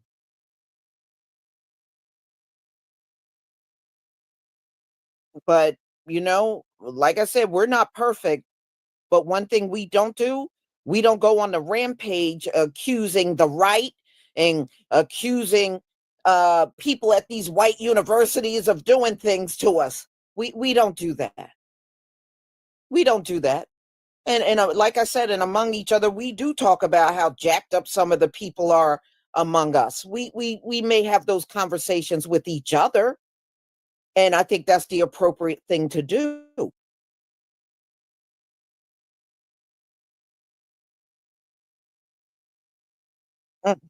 But you know what, Kid Gravity? Here's the thing. When they have somebody or a cop at the school, you notice they always want to put these cops in black schools, but the white schools, they don't have that. That's why the school shootings are so easy to do at a white school. You would think they should have security at the white schools, but they don't. They'll put them in the ghetto and black schools where school shootings aren't even occurring. But the reason why the school shootings are happening in the white schools is because you can slip in and out of there and there's no security in the school. And there should be security. In fact, they should double down on the damn security up in their schools, being that there's school shootings virtually every month. That's why so many of these armed people can get in these white schools so easy. It is not even an effort. But they think the metal detectors and the school officers should be in the black community of all things. I mean, what a joke. What a joke. Yeah, no metal detectors. And Keeson, you know what they also made the students in our community do? Wear transparent backpacks. So when they walk in, they can see what's in their backpack. They did that at the black schools. They did it at the one not far from me. All the students had to have transparent backpacks. And I said, school shootings aren't even occurring there.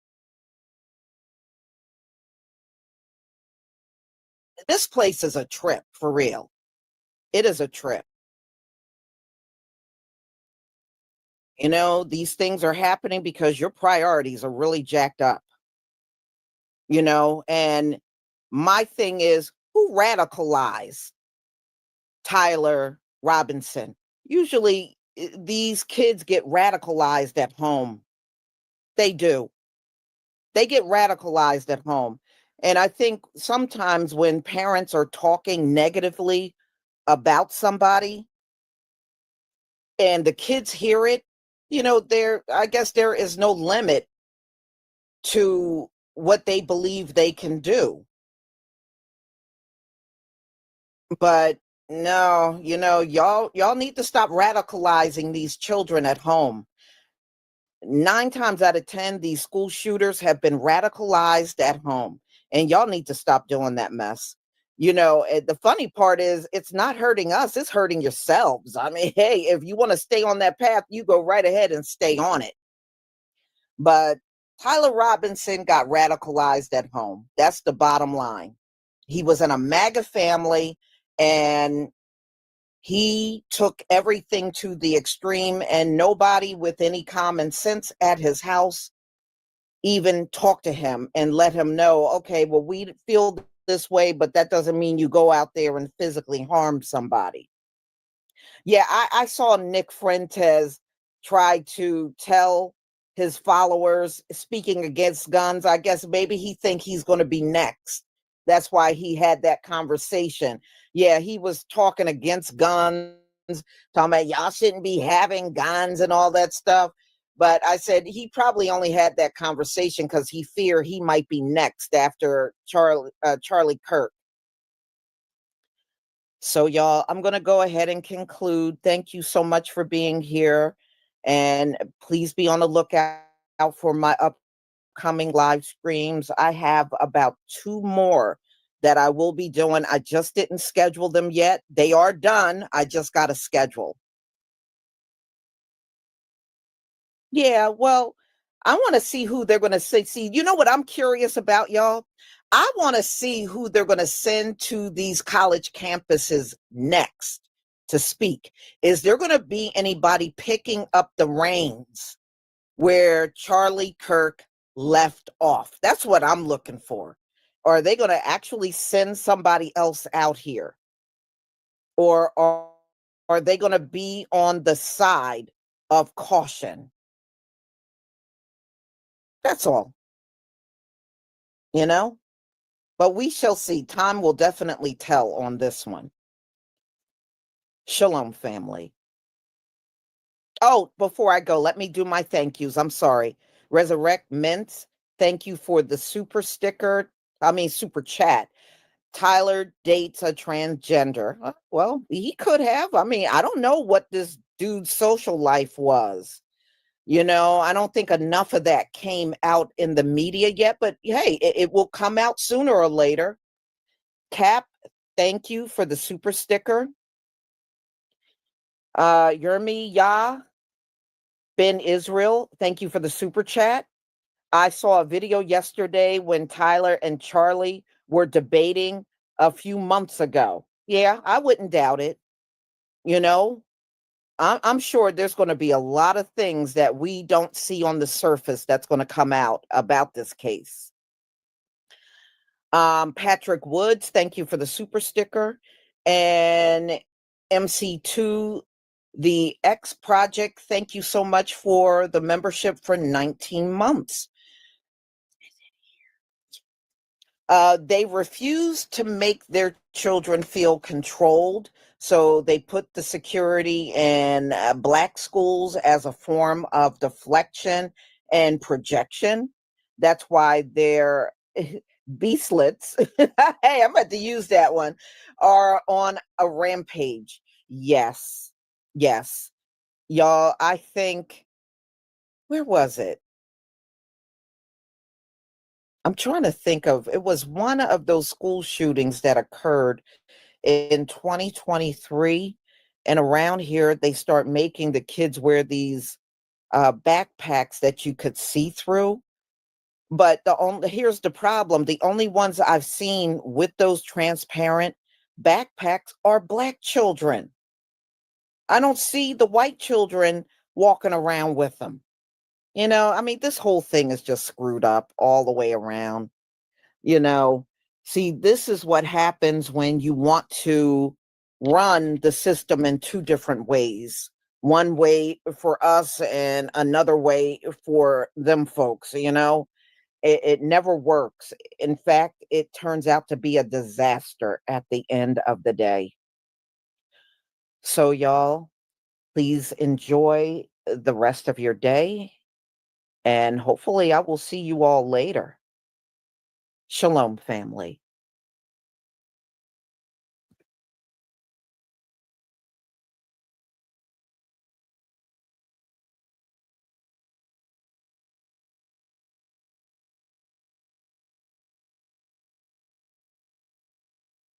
All right, thank you for that update, Lisa.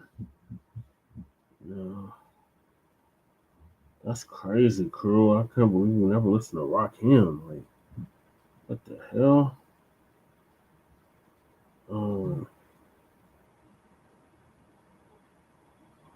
HBCUs on lockdown after a flood of threats after Charlie Kirk's death is the next topic. No, the hell you don't. You ain't got to check shit. Hey, my family migrated from the south to the north, from South Carolina to New York. I'm not even gonna play with you like that. We ain't gotta check shit over here.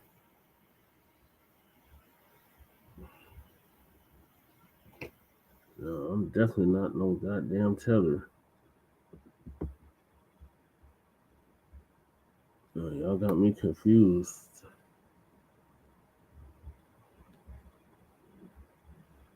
I have all the roots. Are they even FBA? Like, what the hell?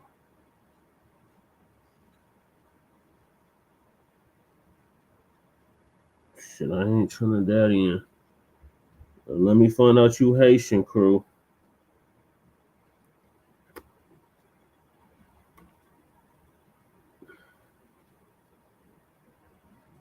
Okay, my him is half FBA.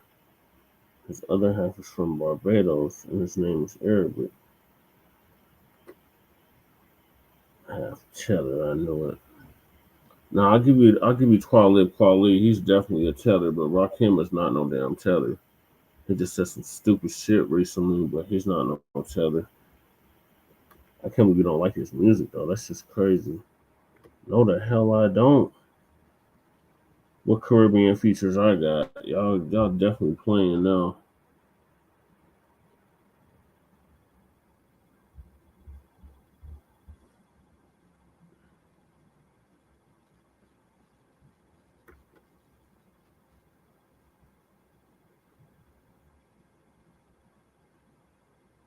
Yeah. Your boy Queso thought you was though.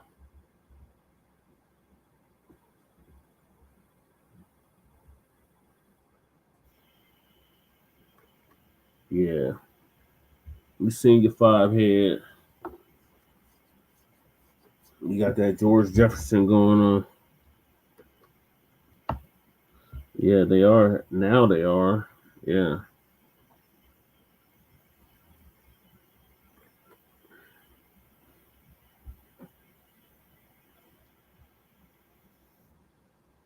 Yeah, now they are. I lived in New York for like a couple years when I was younger, back in the 90s.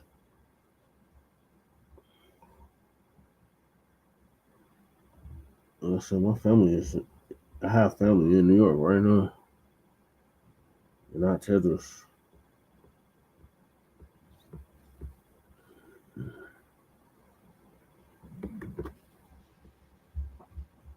Shit.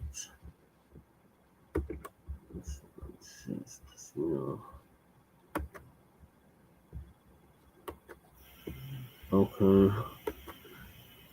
I might go actually.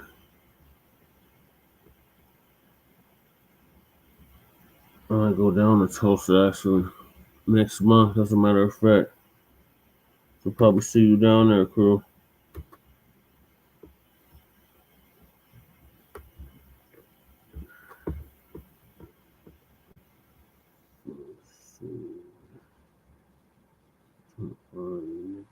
Video.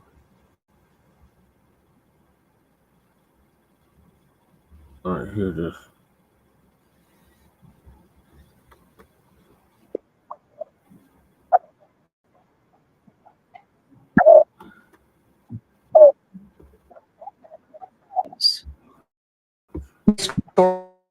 Historically Black colleges and universities across the country are currently under lockdown after a slew of threats that were called in today. Moments ago, Spelman College announcing a shelter in place over the threats, including at Clark Atlanta University, which is near their campus.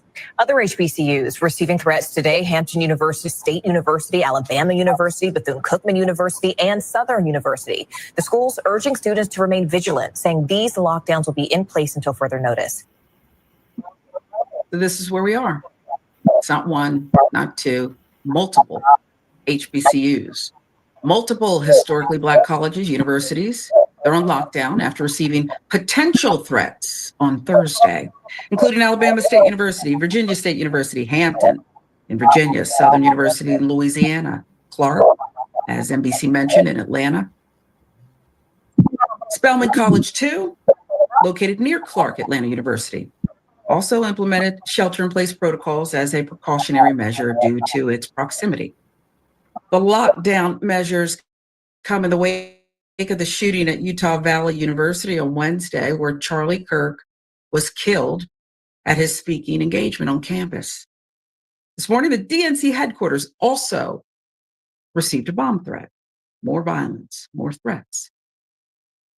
FBI released a statement regarding the threats on Thursday, saying federal investigators are aware of hoax threat calls to a number of historically Black institutions. The FBI takes these threats very seriously because it puts innocent people at risk, the agency said, adding that there is currently no information to indicate a credible threat. So while the FBI downplays those threats, the president, Donald Trump, says the radical left is to blame. The radical left is the true threat. Listen. It's a long past time for all Americans and the media to confront the fact that violence and murder are the tragic consequence of demonizing those with whom you disagree day after day, year after year, in the most hateful and despicable way possible.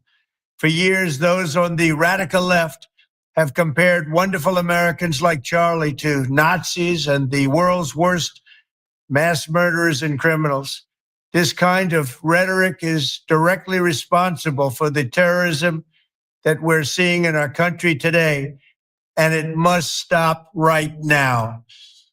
My administration will find each and every one of those who contributed to this atrocity and to other political violence, including the organizations that fund it and support it, as well as those who go after our judges, law enforcement officials, and everyone else who brings order to our country. From the attack on my life in Butler, Pennsylvania last year, which killed a husband and father, to the attacks on ICE agents, to the vicious murder of a healthcare executive in the streets of New York, to the shooting of House Majority Leader Steve Scalise and 3 others, radical left political violence has hurt too many innocent people and taken too many lives. The last part, the last sentence, I think a lot of reasonable people could agree with. We seem to skip over the president did some things. Plot on Gretchen Whitmer, right? Michigan governor, the lawmakers who were just murdered. Our side, your side. Here we go. Jonathan Chait of The Atlantic warning the most important move Trump made in his remarks was to define political violence as an exclusively left-wing tactic. Listing a series of events carefully selected to implicate his enemies and exonerate his allies. Trump's list goes back to 2017, the shooting of Steve Scalise. But it omits the shootings of 2 Democratic legislators at their homes earlier this summer. It does not mention the 2020 attempted kidnapping of Michigan Governor Gretchen Whitmer, or the brutal attack on former House Speaker Nancy Pelosi's husband in 2022, which Trump used again and again as a punchline to mock the victim.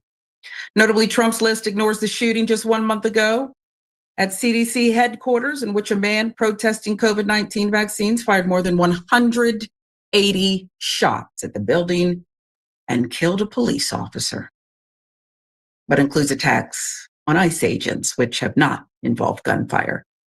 Trump, of course, handed out pardons to supporters who brutalized police officers on January 6, 2021. This week, his allies in the Senate defended his bestowal of military honors upon Ashley Babbitt. Remember her?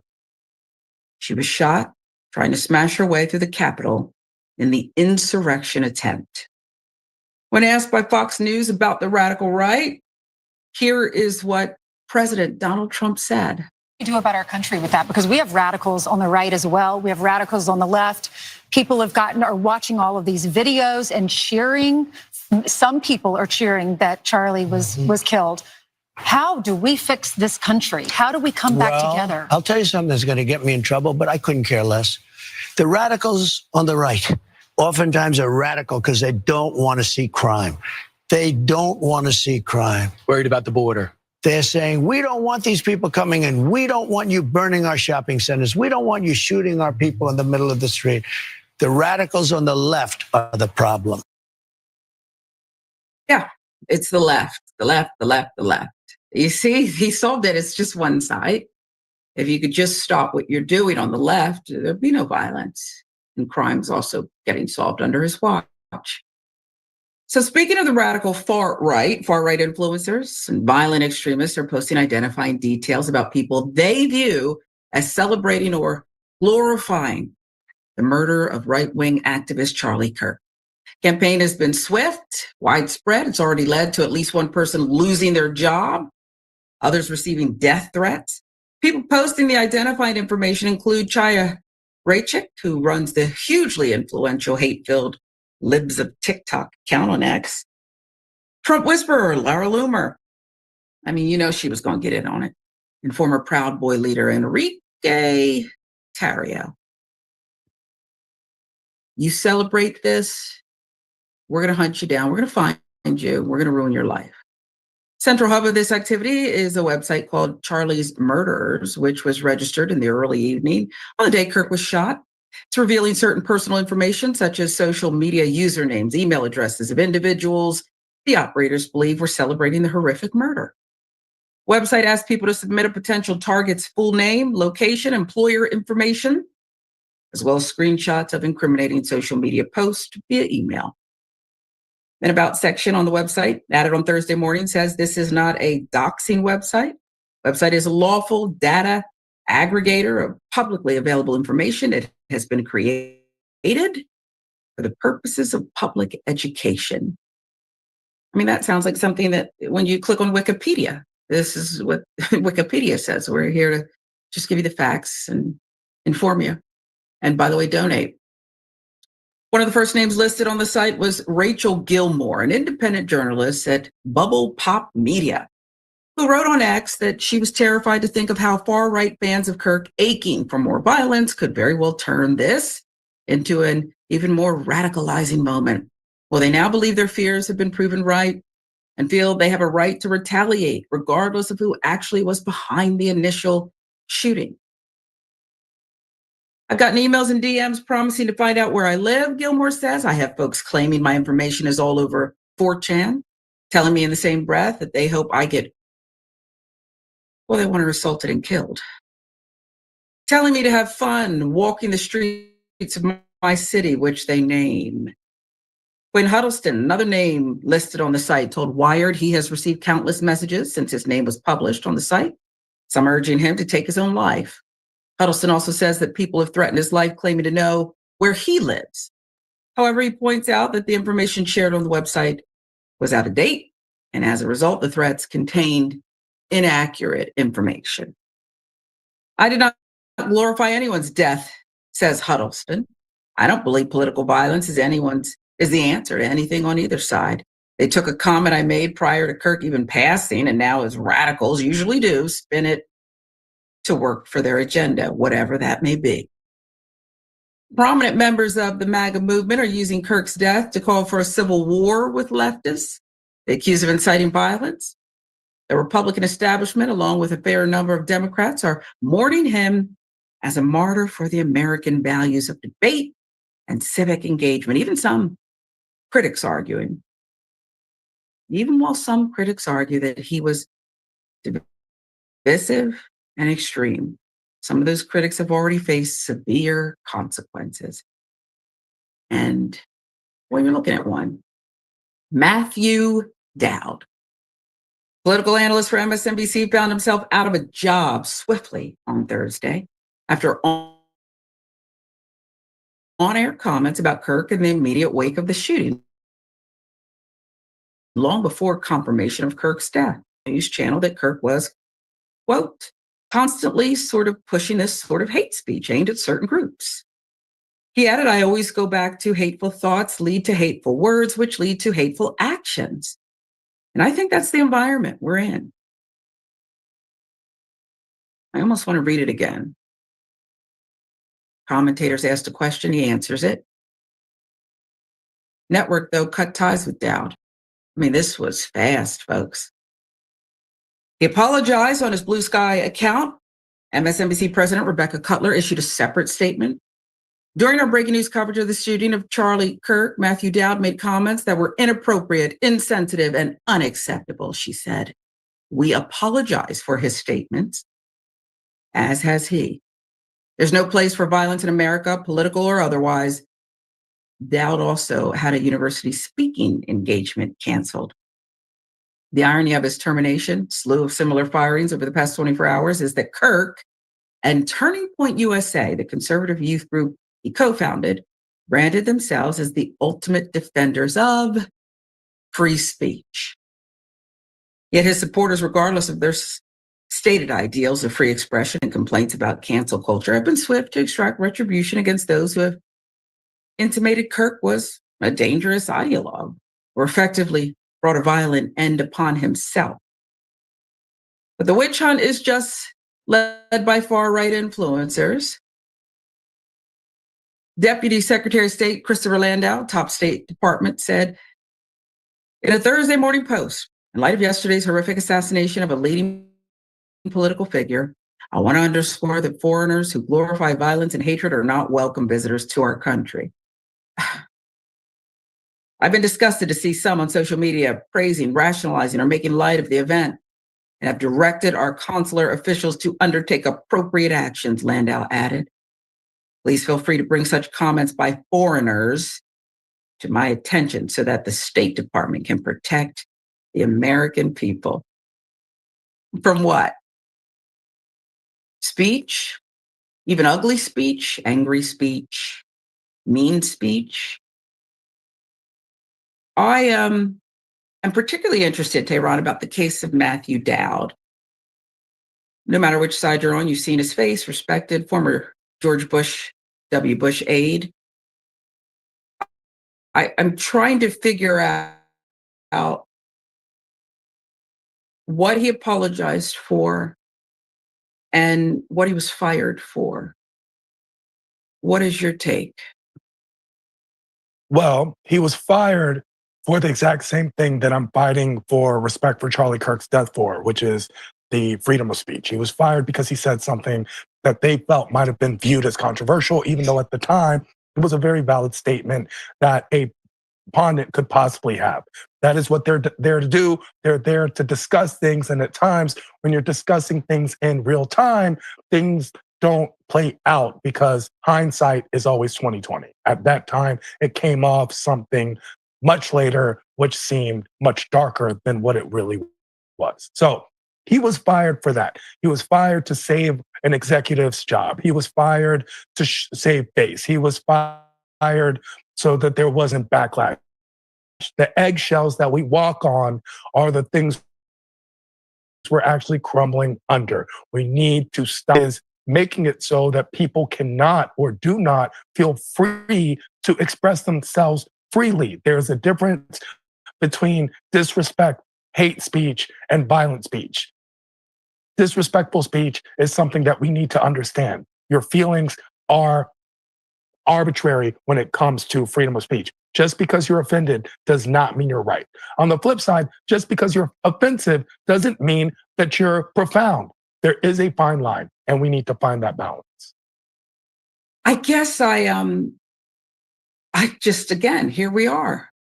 What about just truth?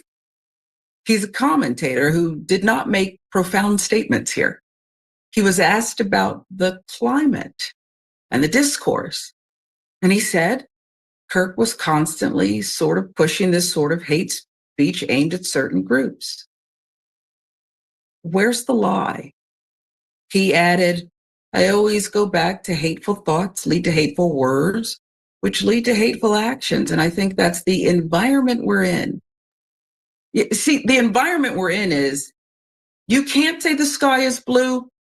You can't analyze something in a very basic way. Again, I wouldn't even pay him for that comment. And I'm not saying there's anything wrong with it, but it's not profound.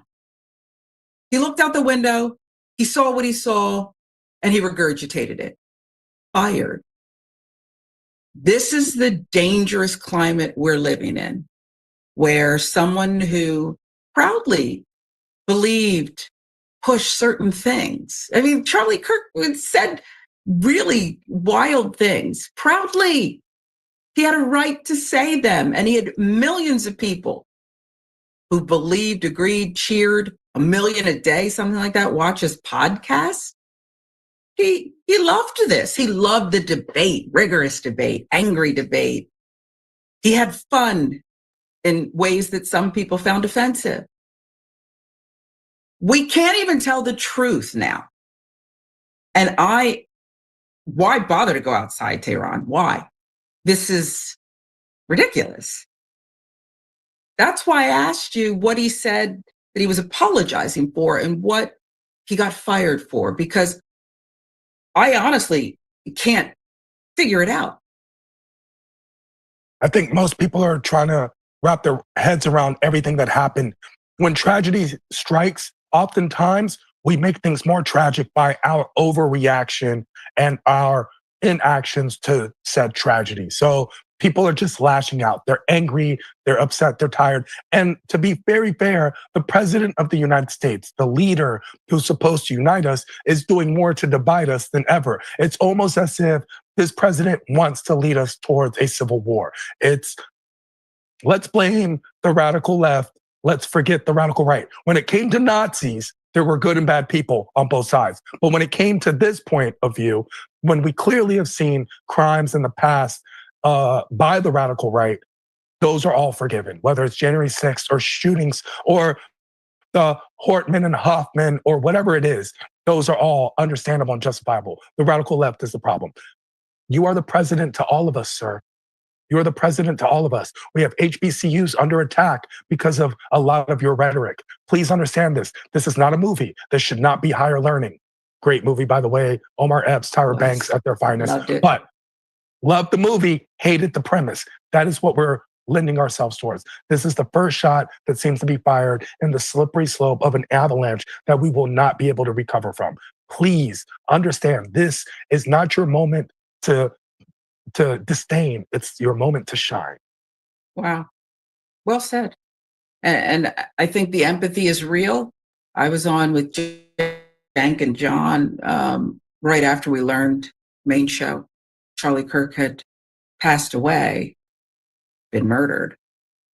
And I felt overwhelming empathy and sympathy. And this is gross. And by the way, you can stop saying this is not who we are, America. It is absolutely who we are. It's absolutely who we are. So if you're thinking of putting that on a t-shirt, someone out there, it's dead. It's, we are there. It's absolutely, this is America, 100%, red, white, and blue. And it's a sickness. And you're right. It seems as though President Trump, remember he said this even before the suspect, he's made several statements. The one this morning that we played for you, but also he said things yesterday along the same lines. I don't know where we go from here, but I have my suspicions or there'll be more slow singing and flower bringing because this is America. You know, he died of fentanyl. Well, there were some threats to Black students at NYU. And this is not even being reported on the mainstream media. I want to thank people that really, tagged me in this on TikTok. So I want you to go ahead and listen to this because once again, we had nothing to do with anything with Charlie Kirk. It was in a white state, Utah, a white university, Utah Valley University, a white person, white male in particular, Tyler Robinson did, the act. And yet we're getting threatened. Let's go ahead and check that out. Black students at New York University were directly threatened today, and the university is doing nothing. Specifying that they are targeting Black students and saying that the attack will happen today. Attached to that email was a 4-page manifesto explaining that Black people are dead weight and, horrible for society. Another page showing the weapon that would be used. Another page and the specific reason why NYU Black students will be attacked. And this is the absolutely disgusting response email that NYU sent out, not specifying that it was an attack against Black students. It says a racist threat, not a hate crime. We're taking the matter seriously. We immediately get in touch with the NYPD and FBI, but then say there is no conclusion by any law enforcement that the threat is credible. A genuine emergency, or if you detect anything that relates to this threat, XYZ. Basically saying this isn't a real threat. I saw this email first. This was sent out to all NYU students, and I completely disregarded this email because we get campus safety alerts all the time for robbery stuff, things like that. And I didn't realize this was a direct attack against Black students because it doesn't say. I later saw this email and the manifesto that circulated among many students because it was sent to the NYU admin and they didn't share it with students, but a grad student luckily sent it out to the Black Student Union and other Black organizations saying, here's what's happening, please be safe. Upon receiving this, I immediately left class, called an Uber to leave the lower Manhattan area because it did not specify exactly where at NYU this would be occurring. And I notified my teacher and classmates. Teacher had no idea. So if you are in the lower Manhattan NYU at Newsom, because this is a direct attack on Black students, NYU, this response is completely unacceptable. You do not care about the safety of Black students, especially when this is your response to a white minority being attacked. They immediately call it a hate crime, send out several alerts, and make sure to say, I express my outrage and say this is towards Black students. This is unacceptable. Clearly, as you heard that young sister reporting on this, New York University, NYU, doesn't care about Black people. Let's call it what it is. Because they cared about Black students, then they would have went to change the protocol. They'd have shut things down like the HBCUs did because there was credible threats on students. It shouldn't matter about a person's race. If a person's being threatened or a group of people are being threatened that's at your school, that can harm anybody. You understand what I'm saying? Now, what if the parents of those other students who aren't Black say, hey, you mean to tell me y'all knew of threats to the school and y'all didn't do anything about it? I mean, I'll be pissed if any of them was. I want you to see how they get down. They are having their own crisis within their own community, and they want to target Black folk. Cowards. They are some straight cowards. And I'm gonna keep saying this. It's like you can try to attack Black folk all you want. You are imploding within your own community. Attacking us not gonna fix your community. You listen, attacking us is gonna speed up the judgment that you're currently going through, because you're going through a judgment. You understand? And if you attack God's children, I'm telling you, you're attacking God's children don't have to do a thing to you. Because the Lord already dealing with you now. You do best by leaving God's children alone and just go fix your issues and problems and actually go repent of your sin and your wicked ways. That's what be best for you to go do. Leave Black folk alone. Because you think that we always gonna be here to be victimized by you. Don't you realize that ever since the time of 2019, that your world has been spiraling out of control? You ever thought about that? Just think about what I'm saying. Ever since 2019, your world has not been the same. Your comfort level has not been the same. And I'm going to try to explain to you why your comfort level is not going to be the same. See, the 400-year timeline, this is the official timeline y'all wanted to start, right? And that's the beauty of it. People say officially they want to say maybe a little before 1619, but it could be before. But officially, 2019 made 400 years. Now, there's only one group of people that was taken to another land and oppressed and be made to serve. And then after that 400 years, then the judgment will come on those who oppressed them. And ever since 2019, it has not been swell for y'all. And you think being more anti-Black racist is going to fix the issue? You think threatening Black people is going to be the issue? If you try to harm the one hair on the head of a Black person, trust me, it's going to speed up things. world is never going to be the same again. I've been the one telling you this because it's been ordained of the Lord for your world to be turned upside down. Why? Because you did not repent. You claim you're Christians, but you can't follow the 10 Commandments. You can't be a Christian. You can't follow the 10 Commandments. If you were a true Christian or a true follower of Christ, you wouldn't do the things that you're doing. That's why I don't like to hear no talk about you being a Christian, because you can't manage not even one law, not even the 10 Commandments. You just follow the 10 Commandments, you'll be all right. But you can't do that. You don't want to make things right with black folks. And sometimes, that's why we're out the way.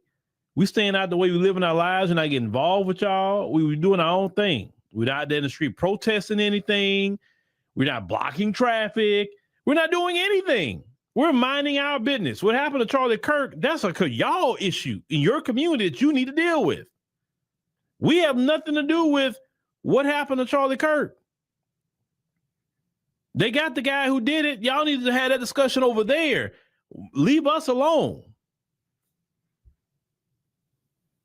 And to the young woman on the public transportation with that situation, the Ukrainian woman, the guy who did it is in jail.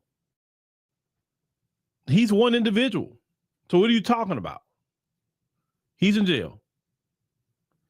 He got put in jail just like this. You understand?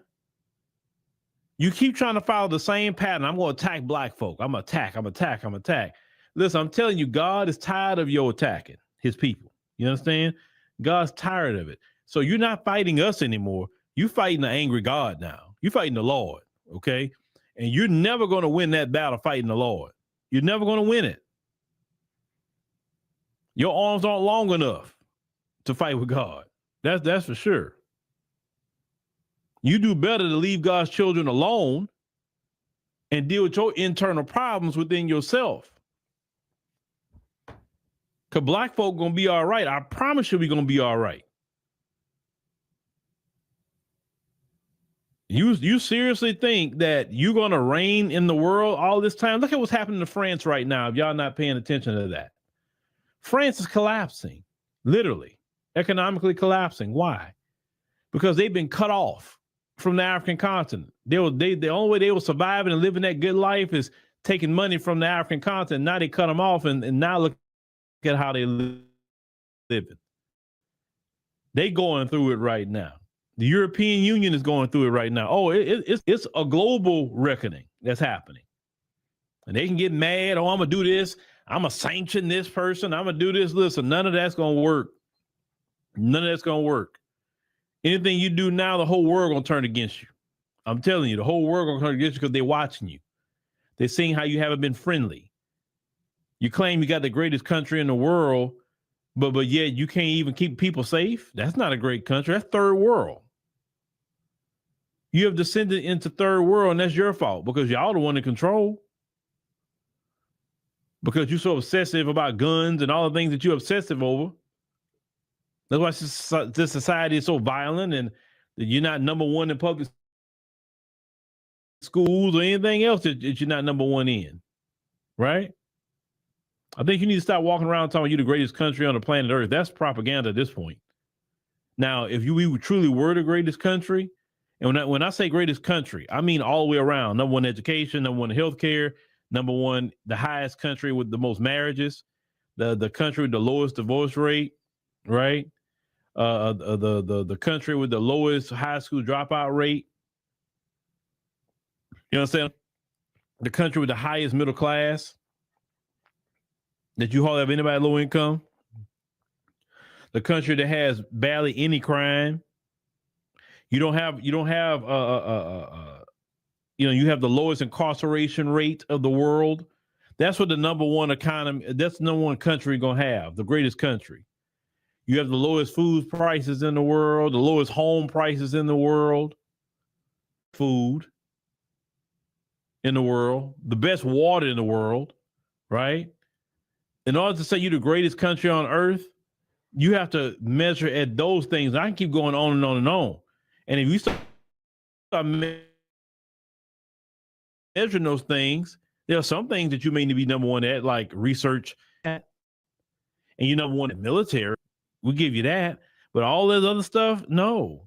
You're not number one on tourism. Our passport isn't number one. We're not ranked number one on the top passport in the world. You understand? So how can we sit up here and talk about you the greatest country and you threatening black folk? If you're the greatest country, you don't threaten your citizens. You don't do that. And sure, that we was the greatest country, we wouldn't have a race problem, right? Because the citizens would get along because that's the way the structure would be. You understand what I'm saying? It wouldn't be no violence if you made peace the tenet of everything. But you're not trying to make peace. You're always trying to make an enemy of somebody. So students at NYU, document that. And I would say this much. If my college or university is not going to keep me safe, I don't want to be there. I'll go somewhere else. You know, our black kids need to go to the HBCUs anyway. Black kids need to go. Bring our great talent to the HBCUs. That way, these people don't appreciate us. Okay, cool. You don't appreciate us. We move around. We go do our own thing. You understand? We don't have to put up with them or anything. We got our own universities. And we should start taking more advantage of it. Us as a community and parents of of our children to go straighten those HBCUs up and make sure they're doing the right thing by our kids and the money and everything else that go along with it, okay?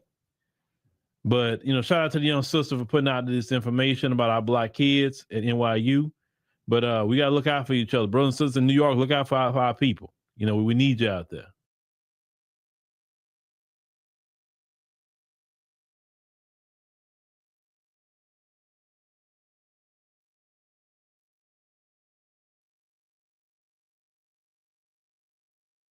Yep. Exactly. Start sending the kids to trade schools. HBCUs and number coon factories. Thank you for that commentary, Uncle Phil. All right, so moving along for this next video. But who's been fired for talking about Master Charlie?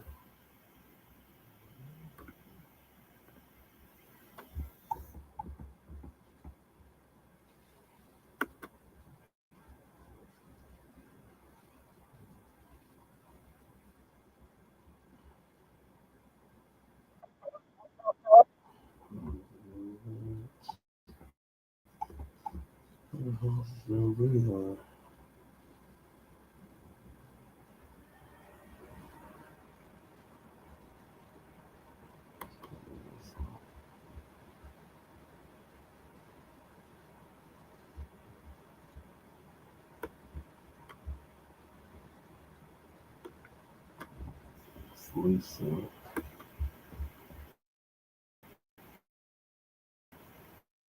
No, Lisa. Get down.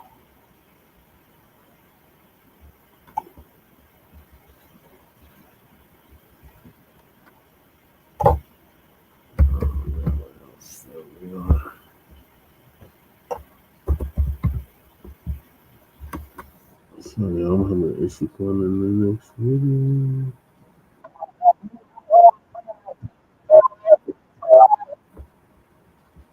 Let's see. Right.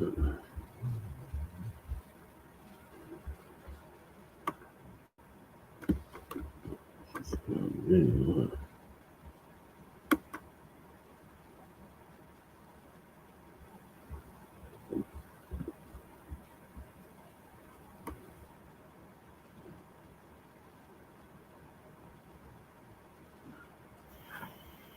Let's be alive.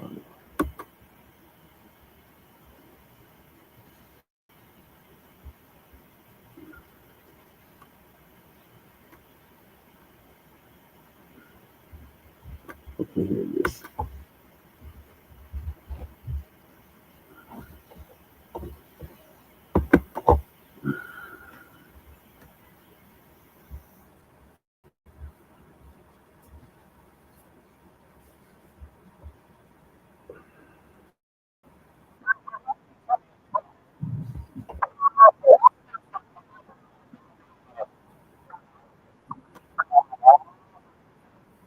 you.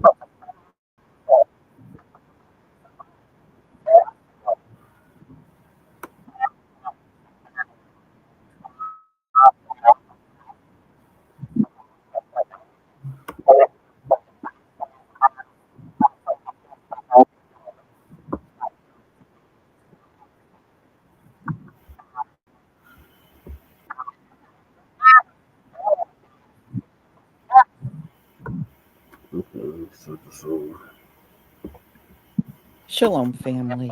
It's good to see you all here. Hope you're having a wonderful day. Listen, the MAGA nuts are going around trying to look at posts, figure out who people are, contact their bosses if they feel the post is mocking the death of Charlie Kirk. And I don't know, they're on this spree of trying to force everybody to respect Charlie Kirk, which is absolutely impossible. You're not going to get everybody to do anything.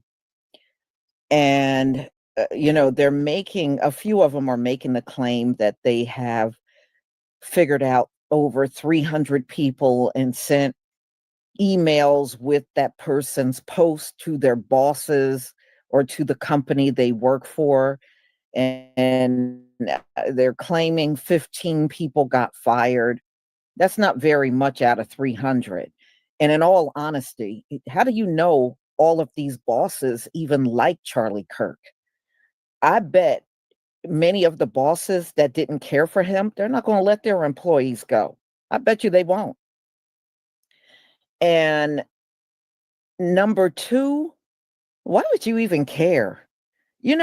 Look, y'all, I remember many of our men, mainly men, and Breonna Taylor too, when these folks were gunned down unarmed, they were mocked. They made memes out of them.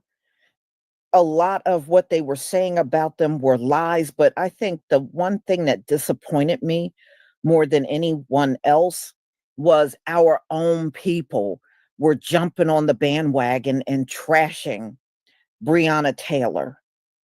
That woman didn't even see what was coming. And you had our people going on the rampage, making these videos talking about she was a drug queen pen. She had no such background. Breonna Taylor was never even arrested before. There were no drugs found in her home. But we had people talking about she was dating a drug dealer. Kenneth Walker was not a drug dealer. He worked for the U.S. Postal Service. He was a mail carrier. That's the only thing I'm disappointed how some of our people will jump on the bandwagon just because some white person put some disparaging thing out there. It doesn't mean you have to pick it up and run with it. And unfortunately, in the case of Breonna Taylor, that happened. And it happened until it was outed that those cops made up that whole drug scenario. Then all of a sudden, everybody went silent. The people that had the loud mouth out here trashing her went silent. That was really disappointing. It's bad enough that these white supremacists drag our people every time they get killed. They never have a good thing to say.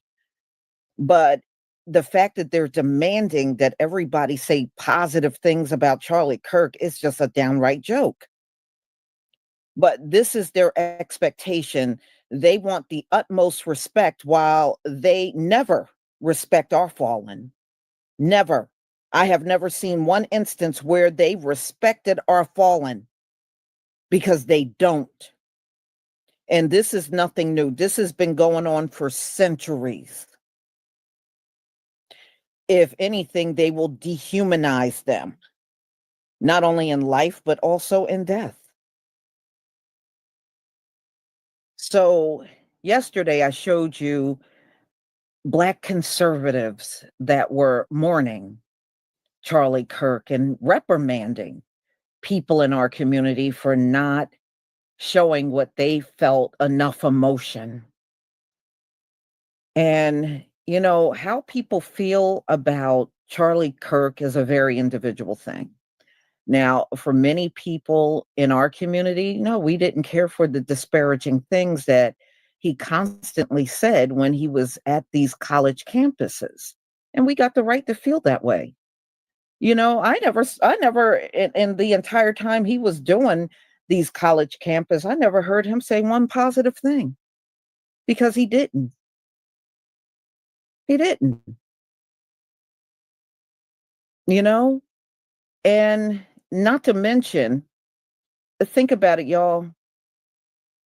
Charlie Kirk is going to get justice. They're not going to let Tyler Robinson out of jail. He's going to get justice. Breonna Taylor didn't get justice. Trayvon Martin didn't get justice. Sandra Bland, she didn't get no justice. Alton Sterling, Mike Brown, Tamir Rice. We got countless people that never, ever got justice. Daniel Cameron made sure Breonna Taylor never got her day in court. So that's one thing Charlie Kirk will have. He's going to have his day in court, and Tyler Robinson is going to be sentenced.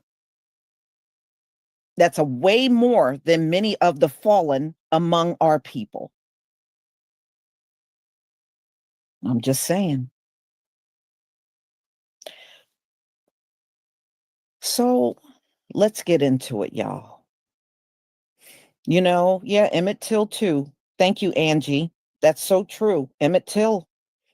In fact, they laughed. You know, I'm so glad you brought that up. When I was in junior high school, we were allowed to pick someone that, you know, in history, Black History Month back then, and I picked Emmett Till. And I remember my mom and I went to the library because I didn't have a lot of information on him at home. So we went to the public library. They actually had the recording of the trial. So I checked that out along with a couple of books. So they were cassette tapes, and I had a cassette player. So I went home and I was listening to it. Oh my goodness. Y'all, it took everything I had to get through listening to them white folks in Mississippi during his trial. And I think the one that got under my skin was Carolyn Bryan's testimony. Y'all, when she was up on the stand, every word that came out of her mouth was N-word. This was Carolyn Bryan. So when she was testifying and they were asking, you know, what happened when he entered the store? Well, the N-word did this, and then the N-word did that. This is how she was talking. And then the N-word said this, and then the N-word did that. That's how she was talking. And I'm sure if you go on YouTube, the whole trial is probably on YouTube. I just never looked for it, but I had the entire trial. And that's how she testified against a child on the stand in front of an all-white male jury. But that's how she testified. Then the N-word walked over to me, and then the N-word said this, and then he said that, and then the N-word grabbed me, and then that's how she gave her whole testimony.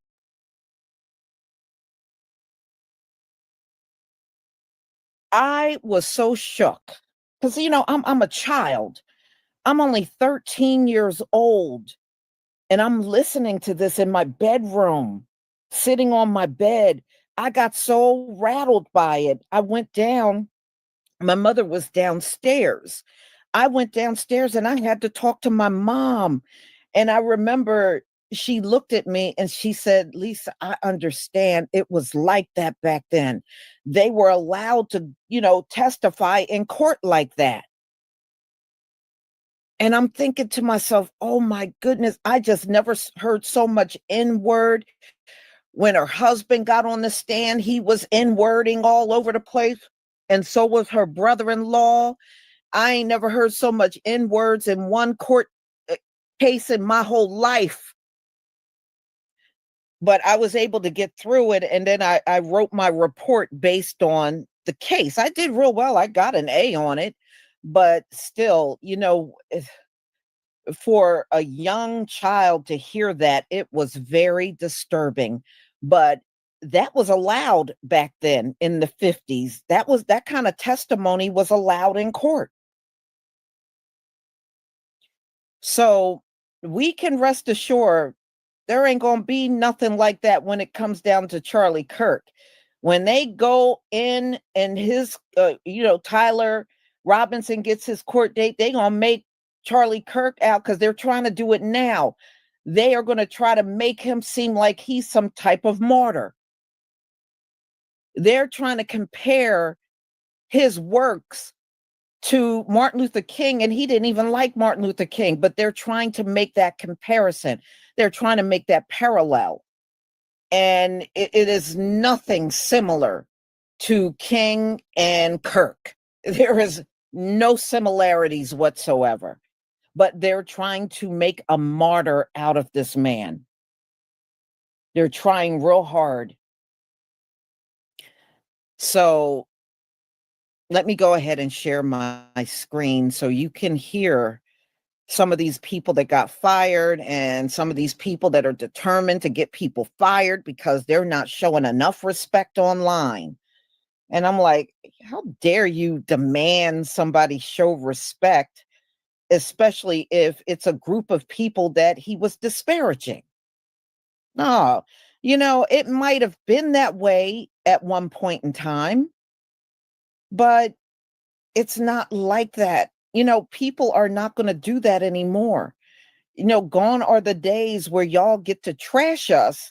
And then when something happens to you, we got to show respect. You're not going to get that again.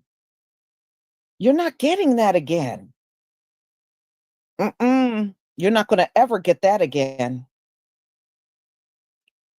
All right. Let's see if I can.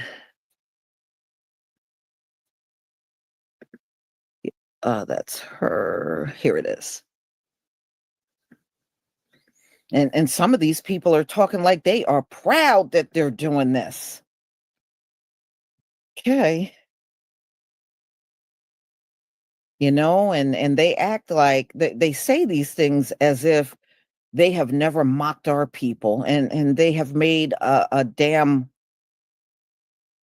life history of mocking our people, dead or alive. All right, please give me a 1 if you can see my screen.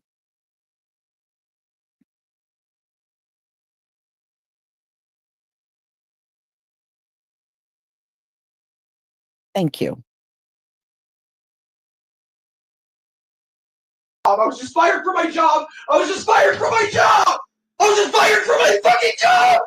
I was just fired from my fucking job. Now I have nothing but this. I have nothing but this website. I have nothing anymore. I have nothing. I have nothing anymore. I have nothing anymore. I have nothing anymore. I have nothing anymore. Ah! Ah! Ah! Ah!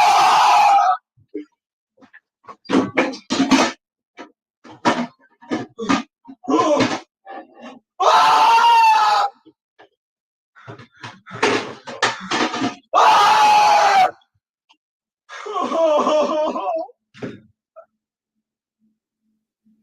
No!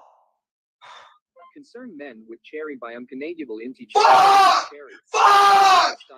Fuck! Concerned men where is cherry?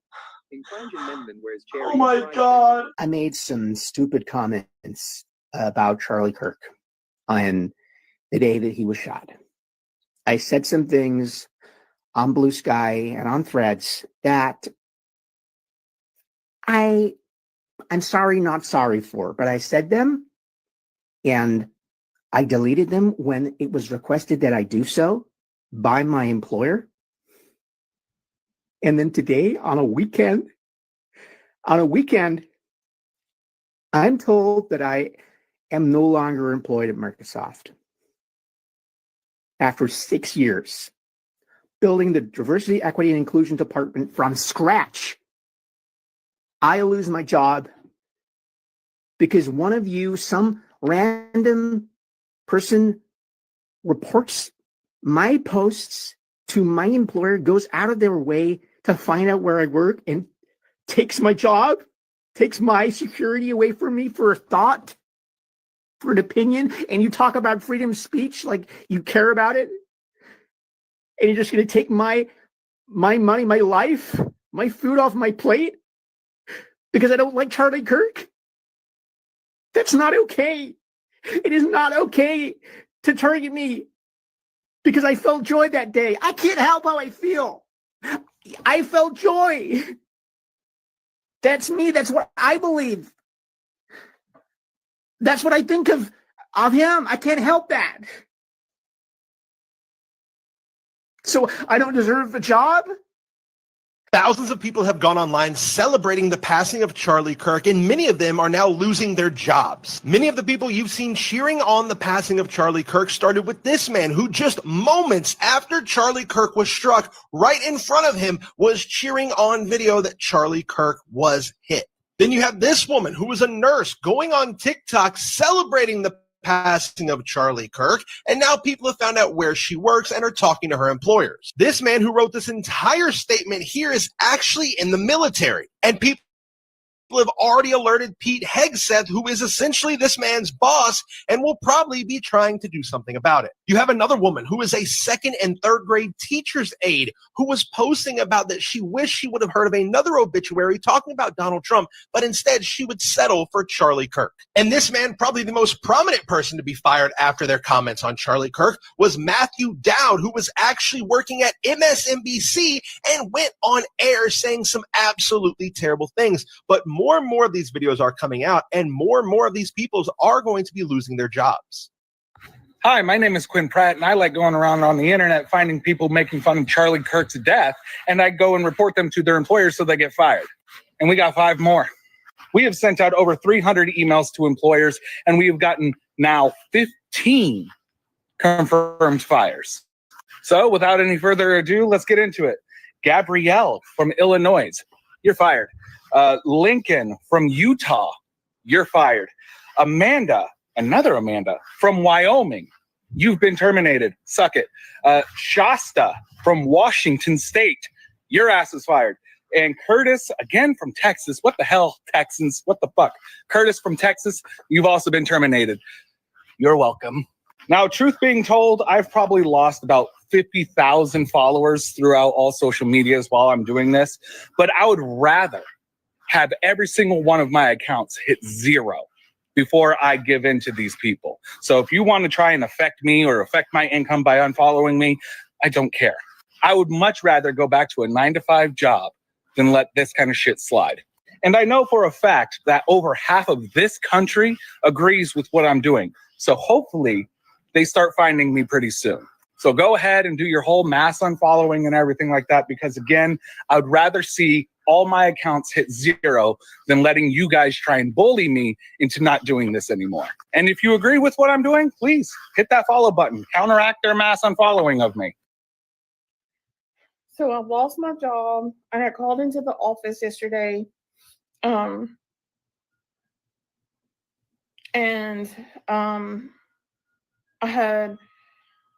kind of felt like something was off, but they called me in the office yesterday, and after I finished like half through the work, and told me that they could either fire me or I could put a resignation in, but that would look better. But they fired me, or they're getting rid of me because of my TikTok and the book post.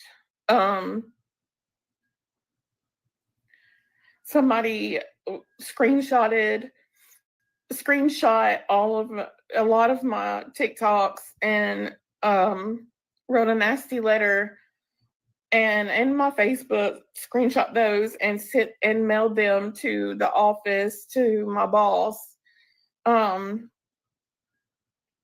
So I don't know what I'm gonna do. I got up early this morning and started throwing stuff outside to sell it. People's come, $1 here, $1 there. I just don't know. I don't know what to do. I just know that this 2 years has been bad. It's been bad. I mean, just one thing after another. Yeah. So I don't know. I don't know. That's what I keep saying. I just don't know. It's not fair. I think it's unfair. That somebody would be that malicious to do that to me. I would never hurt anybody. Not like that. Not intentionally like that. But somebody did that, and I think it's somebody that works in the office. I mean, why? Why? I'm nice. I am a genuinely nice person. I'm nice to everybody. All I know is this 2 years has been super bad.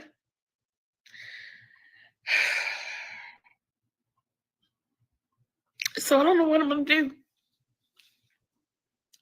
I have no idea.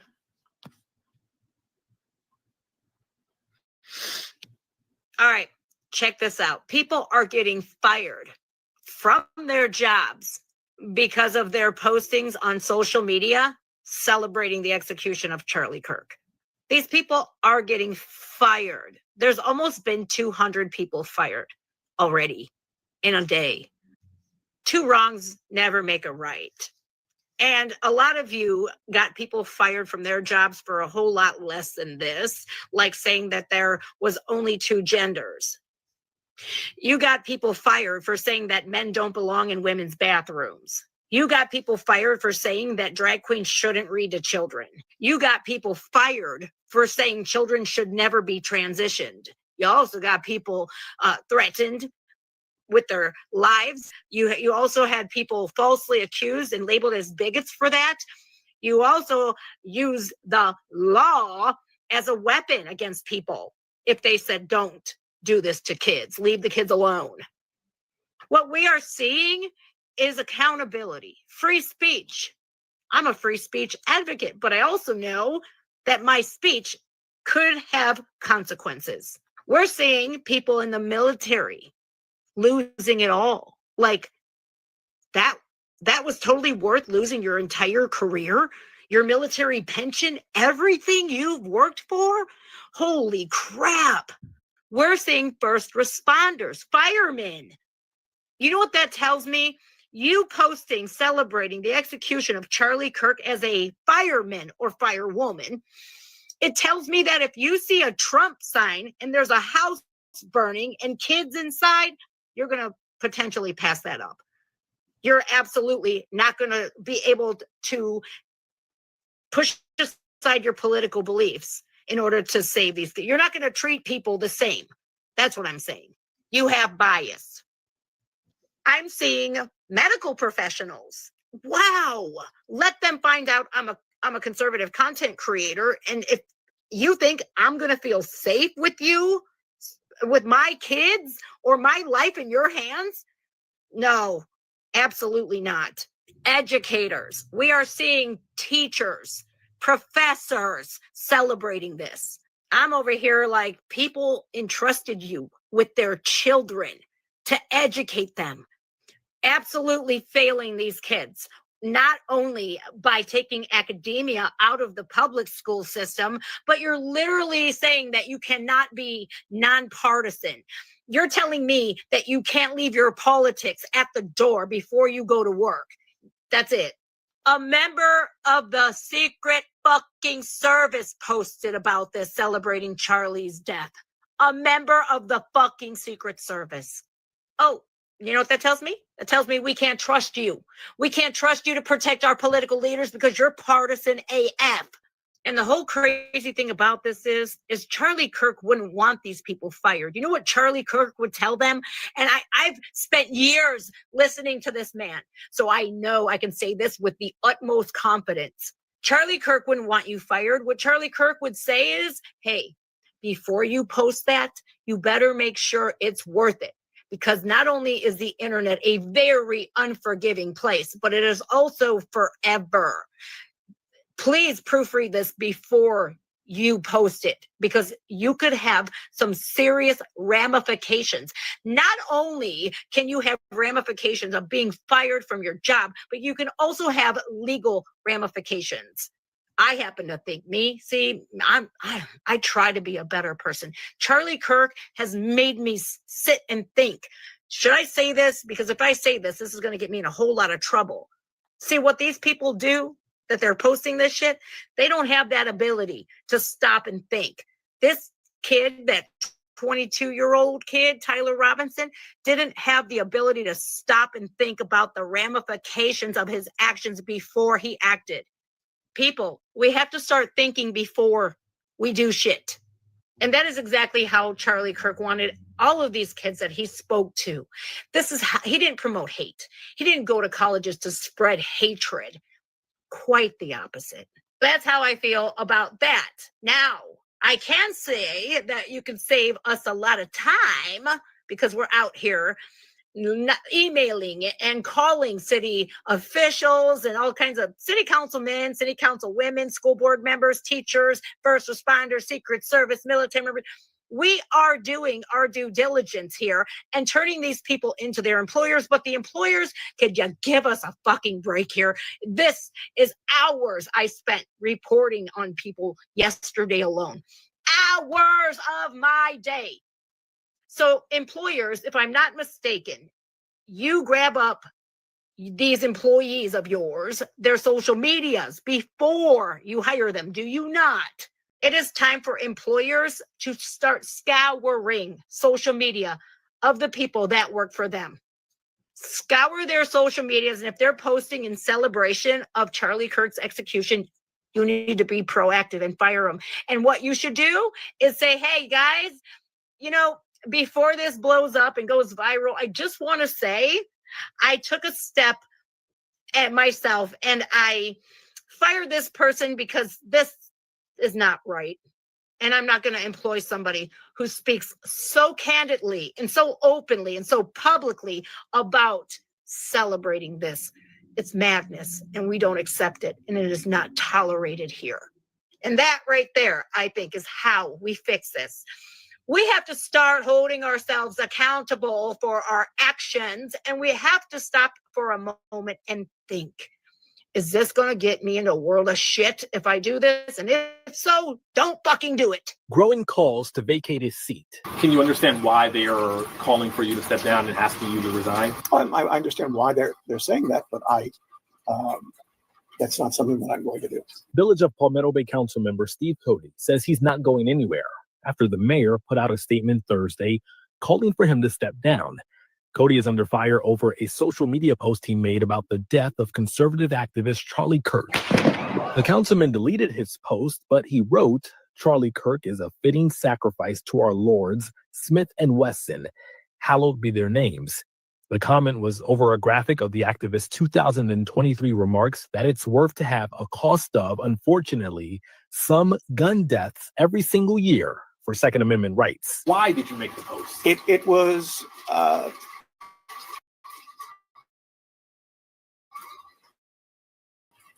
ill thought out. Cody made a new post Thursday titled, I screwed up. I regret because it was insensitive. I do think that there's a certain bit of irony in it, but it caused a lot of pain for people I know and people that I respect. Several leaders and lawmakers are also weighing in on Cody's post and calling on him to resign.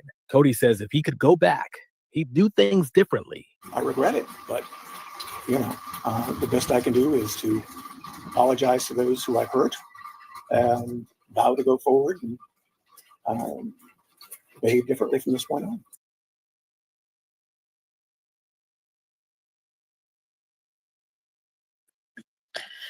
Okay. Technically, they can't make him resign. I mean, he can stay. They could probably get him out in the next election, but he technically can just sit there if he want to. He's an elected official. So, y'all, I mean, what do you think? Is this taking it a bit too far? I think it's hypocritical too, 6'3" soldier, because these folks have always mocked our people's deaths. And the fact that they are demanding respect when they have showed nothing but disdain for the people in our community that have been harmed or even um, unalive. And they showed no regard to it whatsoever. You know, Ellie Brown, thank you so much for your super chat. New York Mayor Eric Adams fired longstanding community advocate because he posted the word karma. Oh, okay. Thank you for your support for my channel and my life. Totally. Thank you for the super chat. Sometimes I have to ask the Most High Yah to forgive me for negative thoughts towards Netanyahu. Well, that's not hard to have negative thoughts towards him, but thank you for your support for my channel. Yeah, they mock us all the time, all the time. And the thing is, they don't lose their jobs for it. They don't. Most of them do not lose their jobs for it. Hmm. So, y'all, it's going to be big in the news until I think it'll start fizzling out once the funeral is over. And I heard they're trying to have the funeral in about a week. And it'll probably kick up again trial, but I would imagine there'll probably be a lot of buzzing going on when the trial comes up. But y'all, this place has an endless pit of hypocrisy, and they always will have that. And we just got to understand, I have a problem. I guess if things were different in the grand scheme of things, showing respect would actually look different. But we have been disrespected all throughout history. So when you come to us talking about show respect, that's just unbelievable that you even got the balls to come and say that to us. Yeah, and many of you are culprits of mocking our people. And you're coming to us to say this. I mean, what a joke. So, y'all, this is the end of this live stream. I'm going to go ahead and conclude. I have another one coming up at 4:45, and this is going to be on Charlie Kirk's widow and the speech that she recently gave. I don't have the whole speech. I've seen it. It's 16 minutes long. I'm not going to show a 16-minute long speech, but I will show like a snippet of it and people's responses to what she said. A lot of people interpret it in many different ways. And you'll get a chance to see and hear all about it at 4:45. So hopefully I will see you all then. Please enjoy the rest of your afternoon, and shalom, family.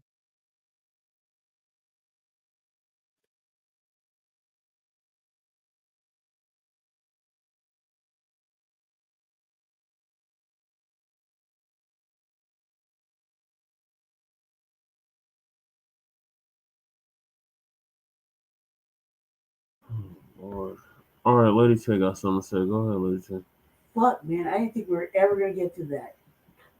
Really. Hey, Fortune Thought, thanks for tapping in.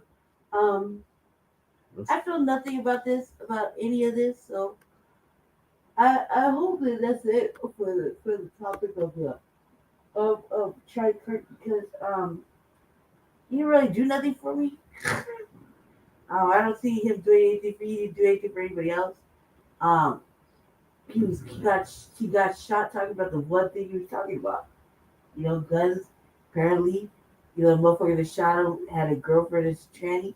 Like, I mean, come on, cuz like this all sounds like pretty much everything he was talking about coming into fruition.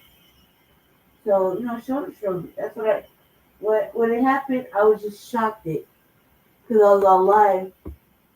How many of us had picked it up at the same time as the news? As the news was barely catching up, there was already like nine of us that already had started going live. Um, I was just like, God damn, why is that so fucking important? Like, but apparently it was. So apparently it was important enough to talk about for a couple of days. I didn't really see. I didn't really see it as important. I just knew that they were going to crash out. I knew the whites were going to crash out. I knew the whites were immediately going to act like they wanted to blame us until we found out who the shooter was, and then equally, excuse me, I was equally that's on the topic of boring as hell. I was equally as shocked that they're still fucking with us, even though we have nothing to do with this at all. Like, I'm equally just like, you'll find anything to be anti-black, even though this has nothing to do with us. And he was so racist towards us. You know what I mean? So, and we didn't do it. And I think it's just because we really have too much to say at first. I thought it was just like, Charlie Kirk died, shoulder shrug. I think it was because they were mad about that. Hey, I told you I'm gonna whoop both of you. Yeah, that's it. I'm done. I'm gonna whoop both of you. I'm gonna whoop you both. Yeah, everybody's gonna do it. Everybody's gonna do it. Yes, just leave your comments. Are you done? Yes. Why didn't you just say you were done? I did say I was done. What are you doing? Alright, so the next topic is the dump, as in human shit. And I want to make that perfectly clear. He's not looking so good these days. So, Trump's facial droop at 9/11 ceremony, stroke speculation. Explained. So Lisa's going to give us an update on that. He always destroyed leaders, y'all. Always. I mean, look at Alexander the Great. He didn't even get to be an elderly man. He took his butt out. King Herod, King Saul, who did not follow his orders to destroy Amalek. He died on the battlefield. Pharaoh. Look at what he did to King Solomon. He married all those idol worshipers. He fell out of favor with the Most High. See, leadership, and don't even get me started about the Romans. Man, he jacked their butts up. The Most High always destroy these Gentile leaders because they are wicked. When we read their stories within the Bible, these were very wicked men. And he used them for a time and then destroyed them. Well, nothing less is going to happen to Donald Trump, y'all. We are watching a man in the last, he's got in office, about the 20th of January. We started together. And Donald Trump, health-wise, has been on a steady decline. His supporters, I hope you understand, it doesn't matter if you don't talk about the obvious health problems Donald Trump is having. You're not deceiving anybody because we can see this man is in full decline. And The Most High is going to do the same that he did with the leaders in the Bible. He's going to use them and then discard them. And yes, Donald Trump is expendable. He's not above any kind of reproach. He is expendable. It's almost like every time you see Donald Trump, you can obviously see a man that's very ill. It is very obvious. And every time I look at him, it reminds me of the biblical stories on each one of these leaders that he had to destroy. Yeah, they rose up for a time, but he sure enough took them all out. And Donald Trump will be no less. He will get that same treatment. And in a sense, look, they looked at Charlie Kirk as a leader. Yeah, they're like, And look at what happened to him. There were many. That's why they're mourning him so hard. They saw him as somebody that was an upcoming leader. You heard what that one man was screaming and hollering and say he was going to be the president. No, not in the eyes of the Most High. In the eyes of the Most High, he took out somebody that went from one college campus to the next, talking ill about his children. That man never had a decent thing to say. When you go back and look at the college campuses over the past few years that he's been out there, he has said nothing but disparaging things. I have never heard him say one decent thing. Not one. And Candace Owens used to be out there. Candace Owens stopped going out there because Charlie Kirk and Candace Owens fell out. They fell out. That's why she was no longer out there. She used to be at a lot of those college gatherings side by side with them. And then all of a sudden, you notice she wasn't there. Candace Owens got fired from every single organization she was part of. Yeah. And Charlie Kirk, his baby was Turning Point USA. She was part of that until she got kicked out of that. Then she got kicked out of the Daily Wire. She got kicked out of PragerU. I mean, that's judgment on this girl. And she don't even see it. That's judgment on her. And that judgment is about to multiply on her ass. You put yourself out there, now you're going to be dealt with. And Donald Trump is no less. So let's get into this because I have some videos that I want y'all to see. And I want y'all to take a close look at Donald Trump's face. Okay. Real quick, so I can ask you a question. Go on mute real quick so I can ask you a question. Jesus. Okay. So 2 days ago, they had a 9/11 ceremony in New York. Donald Trump and Melania attended. And notice that I have a video in this series that I'm about to show you. And one of the videos was of him talking about Charlie Kirk. And that was the day before he went to the 9/11 ceremony. And you can even see then there were problems. Okay, there were obvious problems. So let's get to it, y'all.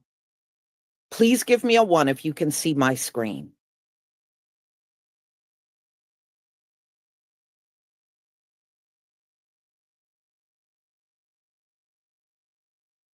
Well, Candace Owens she's been such a big sellout.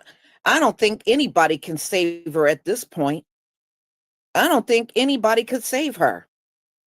And these things are going to continue to happen to these leaders and everybody they got propped up in here because they won't repent. They don't even want to repent for the things they do and say, even in present time. Forget about slavery. You can't even get them to repent for the evil that they're doing now. All right, y'all, let's get started.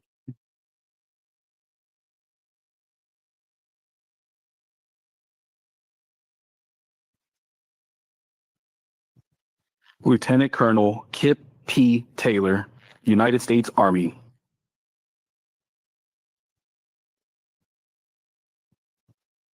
Leonard E. Taylor.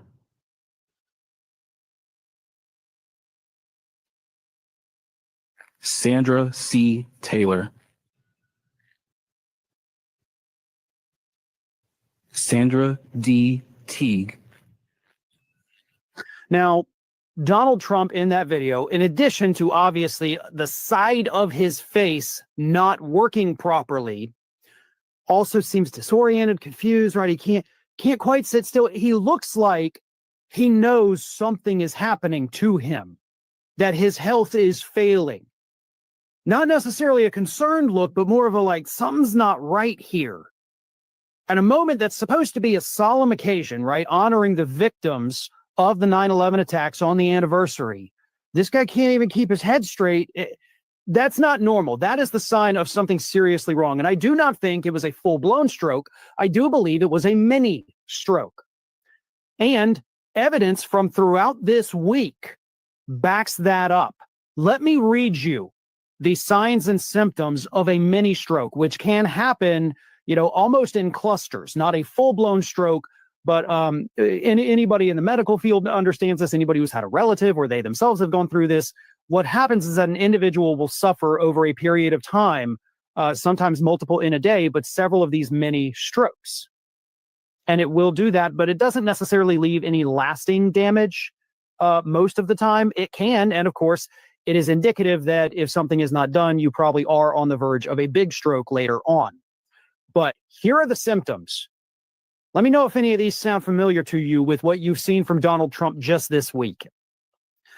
Weakness or numbness, usually on one side of the body, affecting the face, arm, or leg. Well, we just saw it with our own eyes happening to his face. Vision problems, difficulty speaking or understanding speech, including slurred speech, trouble finding words. Here's how I know that President Trump has had a stroke and the White House is lying about it. I'm Zach, a physician, and I've treated a lot of people with strokes and lots of other debilitating injuries. Strokes are very serious illnesses. Essentially, a stroke can be one of two things: bleeding of the brain or a clot in the brain. And strokes can lead to muscle weakness, difficulty breathing, drooping of the face, etc. And if I were to diagnose someone with a stroke, the first thing I would do is I'd want to meet them in person, do a physical exam, run several lab tests, probably some imaging tests. I'd look at the whole picture, and then I would sit down with them in a private way so that I'm not violating HIPAA, and I would discuss with them what the physical exam results were, what the lab test results were, and then I would tell them or diagnose them with a stroke. What I would not do is diagnose someone with a stroke that I've only read news articles about, that I've only seen, hearsay, that I've only seen on the internet. I wouldn't do that because I'm a healthcare professional. So when you're out there watching these videos on TikTok, diagnosing people, just know it's a red flag. Don't do it. Don't listen to it. You don't know. Were particularly robust to begin with are failing. And there was an image that went viral across the internet and would have dominated the internet yesterday and all political commentary, but for the brutal assassination of Charlie Kirk. And that is this. At a 9/11 ceremony, remembering the anniversary of the September 11 terrorist attacks, Donald Trump was caught on camera with an inexplicably droopy lip, not like a slight frown, like almost like the lip was just falling under its own weight, like it was non-responsive, which many are speculating is evidence of a stroke. And we have to talk about that given that this is the president's health. But before we unpack all that, if you end up liking this video and you want to support the channel, please be sure to hit the like, subscribe, and alert bells before you go. As a preface, I get this in the comments sometimes, like, why do you focus so much on the things that Trump says, his disastrous press conferences, his disastrous interviews, his physical and mental health? And look, folks, whether you like it or not, Donald Trump is the most powerful and important person in the world as the sitting president of the United States. He's also the most dangerous person in the world. And so it makes sense that we're going to spend a lot of time scrutinizing the terrible things he says and does and the state of his health, especially as it further corrodes in real time. These are real images. You can see here, the lip, something's going on here. And I will also note in context too, which again, we didn't have time to talk about it yesterday. You know that public address that we have played multiple times that Donald Trump gave in the aftermath of Charlie Kirk's assassination? People have noticed some glitches, like it might be digitally enhanced or an AI. As people are noting, this Trump is not the same as the Trump in the video yesterday. Is that why they had to use AI? Did Trump have a stroke? Is that why he went missing for 7 days? We'll see. For years, those on the radical left have compared wonderful Americans like Charlie to Nazis and the world's worst mass murderers and criminals. This kind of rhetoric is directly responsible for the terrorism that we're seeing in our country today, and it must stop right now. My administration, 3 others. And it notes that there are some like uncanny valley elements to Trump's address. And I noticed that at the time, but I just assumed it was different lighting. Like as a content creator, like, you know, the color of the walls, the lighting, things could, you know, just look a bit uncanny-ish, right? Well, as Adam Cochran notes, at what point are we going to get clued into the president's stroke? Okay. And he has footage of Trump at that 9/11 ceremony. Look at Trump. Just look at his posture. Look at his face. Hilda E. Taylor. Even when he looks down, again, just you might be thinking, well, he's frowning. It's 9/11. It's not exactly something that makes you smile. But his lip, it's just so droopy. Like it's like, I don't know if it's like Bell's palsy or like whatever, but has Trump had a stroke? You look at this picture and you tell me. Now, this is a screen cap of a video that was shot of Trump the other day at some event. And you can clearly see the drooping on one side of his face. And this is very, very common in people that have had a stroke. So is that what's going on here? Has Trump had a stroke? Now, before you even hit me with any of this is not AI. People were there, they saw it in person. It's been documented by a million different sources. So this is real. Now, here's the thing. I predicted that Trump was about 1.5 years away from having a stroke back when I heard him say the word oranges instead of the word origins. And he did it twice. And the way he did it, you could see that his brain was struggling to come up with the word origins, and he could not do it. And that was the first indicator for me. And when I saw that, I said, wow, 1.5 years away, maybe 2 years, boom, stroke. So is what I predicted actually happening now in real time? Is that what we're seeing here? I don't know, but it wouldn't surprise me. Because if you look at the totality of the evidence, right? You look at the hand thing where he's constantly trying to cover up that big bruise with makeup, the bruise that will not go away. And other things. I mean, all of the other things that the irrational behavior, the inability to say things in a coherent way. It's just, to me, you know, the writing is on the wall. And my prediction now is that in 8 months from now, I believe that Trump will be totally dysfunctional as a human being. His brain is frying as we speak. We are looking at somebody in a severe mental collapse. It is a cascading effect, in my opinion. In my unqualified fucking opinion. I'm not a doctor. I'm just an asshole with an opinion. And you know what they say about opinions? Opinions are like hemorrhoids. Sooner or later, every asshole has one. And I'm an asshole with an opinion. But is my opinion right? We'll see. come back in a few months. This guy look like he's stroking out on TV. Look at his right side of his face. Look how he's acting. Lieutenant Colonel Kip P. Taylor, United States Army.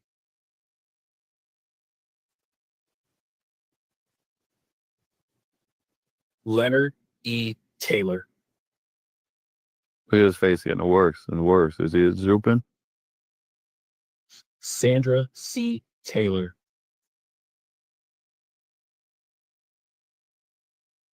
Sandra D. Teague. Suffered a stroke, and I don't even think he knows it yet.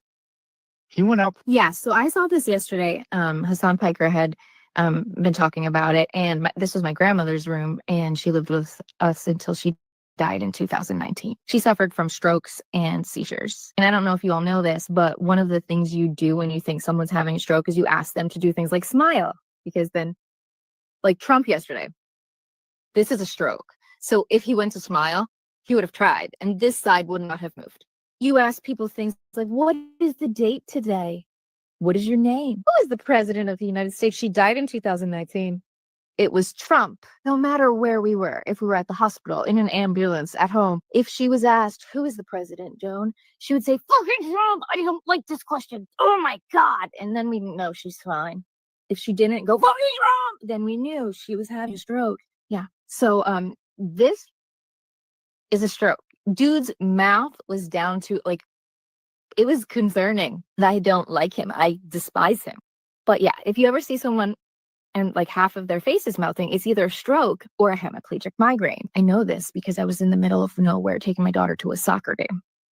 And her whole half of her face just started, I thought she was having a stroke. She was 14. Yes. Luckily, I only have like a horseshoe up my ass at the most important times. We were in the middle of nowhere. When I say nowhere, like the cows weren't even there. They disappeared. It was just land. But all of a sudden, I see a fucking helicopter. It was a medevac place, and they had ambulances. She got rushed to the hospital. They then gave her a medication she had a reaction to. It was a fun day. Oh my God. But anyway, if you see this, you're going to want to get someone help. He had a stroke. No doubt. My grandma said, karma's a cunt. Don't question me. This was her bedroom. Okay? She was a shit. All right. Dude stroked out. We are definitely not seeing a normal or healthy Donald Trump. Some are saying Bell's palsy, some are saying a bunch of mini strokes, but his face looked super droopy yesterday on the 9/11 ceremony where he was. Something don't look right. The night before, everyone's claiming the Charlie Kirk thing was AI. You can see it glitching, and certainly looked digital or enhanced. But I don't know. Share your thoughts below and follow me for more. The moment Trump's AI speech glitches. Charlie was a patriot. Charlie was a patriot who devoted his... Notice the background. Charlie was a patriot who devoted his life. Charlie was a patriot. Chief Warrant Officer William R. Ruth, United States Army Reserve.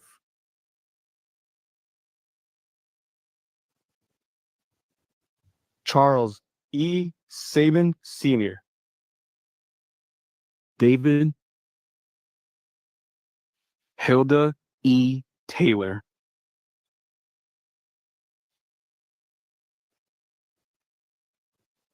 Lieutenant Colonel Kip P. Taylor, United States Army.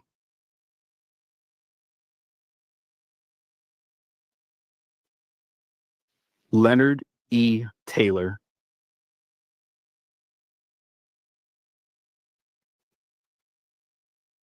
Sandra C. Taylor.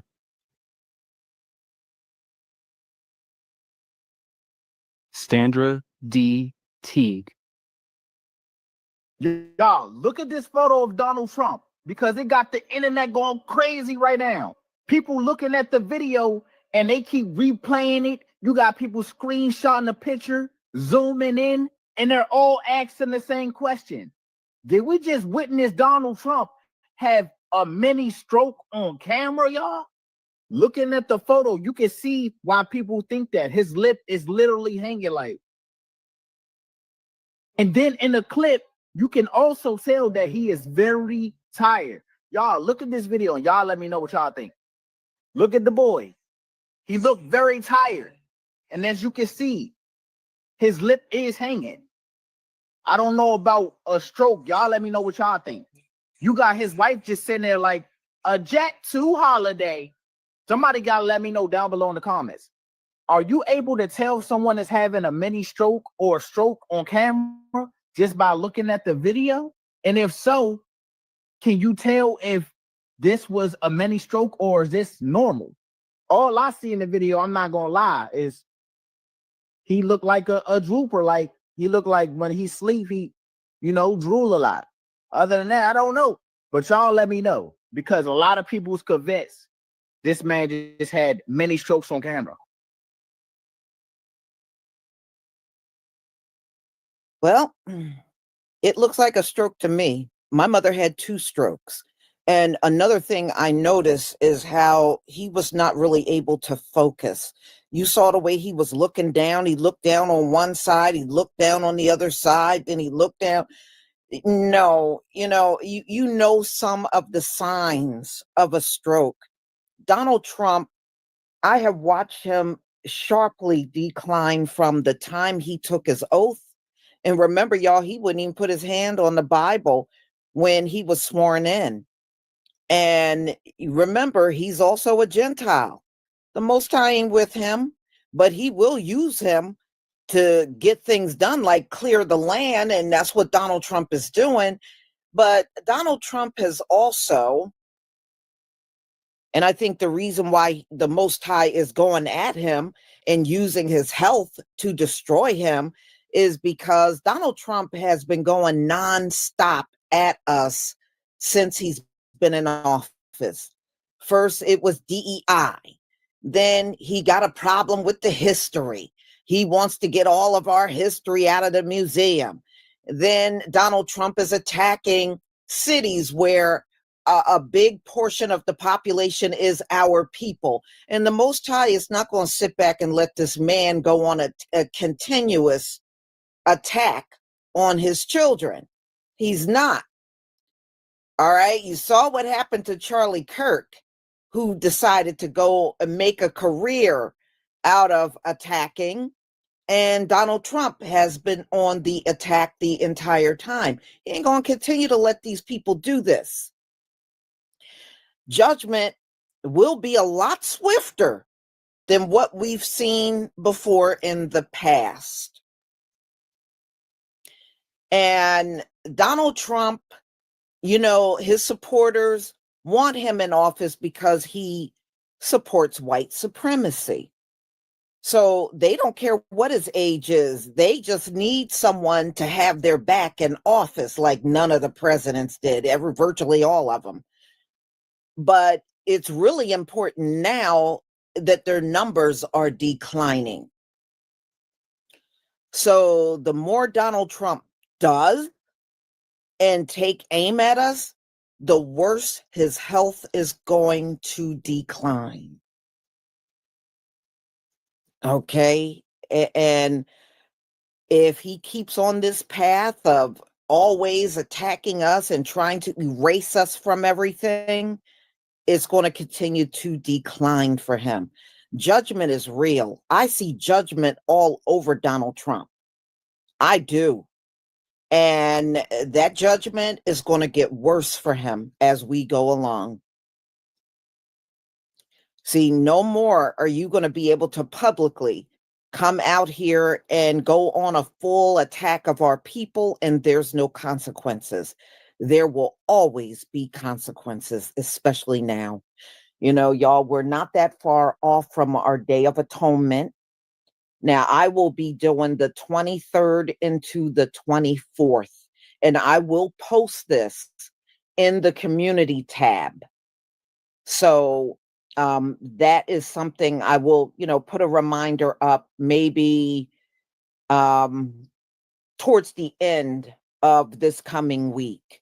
So, I know we're not all doing this on the same day, because we're just not in the kingdom where we'll be clear on when these time and dates will occur. So that's the time I will be doing it. And I always look forward to the Day of Atonement. I think it's a wonderful thing that our Heavenly Father have enough mercy on us to let us atone every single year for any sins that we might have done. That is some serious mercy right there. That is some serious mercy, and I love him for that. I really do. Look, he's not even extending that to the Gentiles, but the Gentiles can atone if they really want to, but they don't want to. They don't want to atone. So their judgment is on them. That's on them. I'm going to probably tomorrow, I can't do it today, but tomorrow I'm probably going to do a live stream. All of these people are getting fired from their jobs because they put out videos speaking against Charlie Kirk. And the videos are cropping up. See, MAGA is now vowing to go and find out who all of these people are and get them fired from their job. Charlie Kirk ain't worth nobody losing their job over. I'm sorry, but he's not. And you can't get me fired because I work for myself. I'm not going to fire myself. So good luck with that. So y'all, I have the Bible study coming up at 2:45. I will see many of you there. And if you're not going to be there, please enjoy the rest of your day. Shabbat Shalom, family.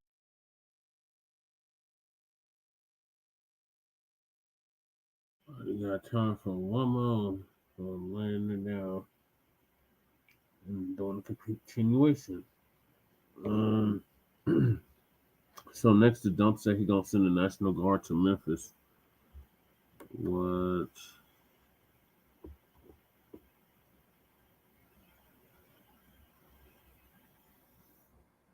Even though the student found hanging in Memphis too.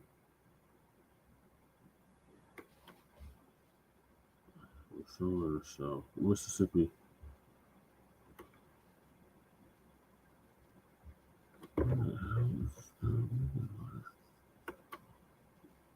What about Mississippi?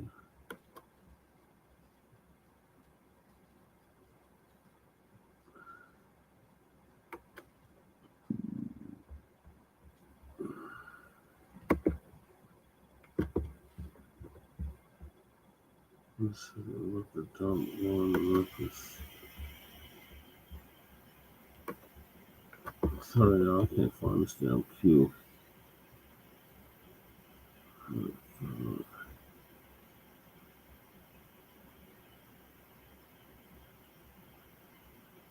Who this?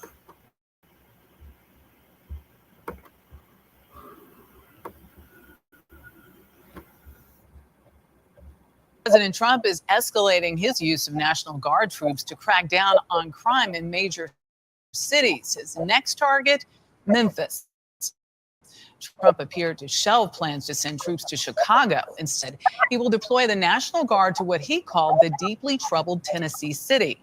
The city's Democratic mayor said he did not ask for federal intervention, but that they are coming and that he would work with them. Willie James Inman is in Jersey, where the president is spending part of the weekend. Willie, good morning. Michelle, good morning to you. It was an emotional week for President Trump and White House officials as they mourned the loss of close ally, including fighting crime by the Trump is expanding his crackdown on crime across the U.S. with a new target city, Memphis. So we're going to Memphis. I'm just announcing that now, and we'll straighten that National out. Guard. National Guard and anybody else we need. And by the way, we'll bring in the military too if we need it, but National Guard. The plan could look similar to what's taking place in the nation's capital, where Trump deployed more than 2,000 National Guard troops. Look at what we did in D.C. We took D.C., probably the single worst place in the country in terms of crime. There's no crime. It's a crime-free area. In a statement, Tennessee's Republican Governor Bill Lee said he has been working with the White House for months to develop a plan to combat violent crime in Memphis. Lee says the deployment of the National Guard will be phase 2 of an ongoing operation targeting violent crime in Memphis, which involves the FBI, state, and local law enforcement. Deeply troubled. And the mayor is happy. He's a Democrat mayor. The mayor is happy. Memphis Democratic Mayor Paul Young called Trump's comment on Fox News an overstatement during a press conference on Friday and added his powers as mayor are limited. I do not support the National Guard. However, they're coming. It's not the mayor's call. The mayor doesn't have a say or the authority to stop them from coming. Earlier this month, the Memphis Police Department said crime has dropped to a 25-year low.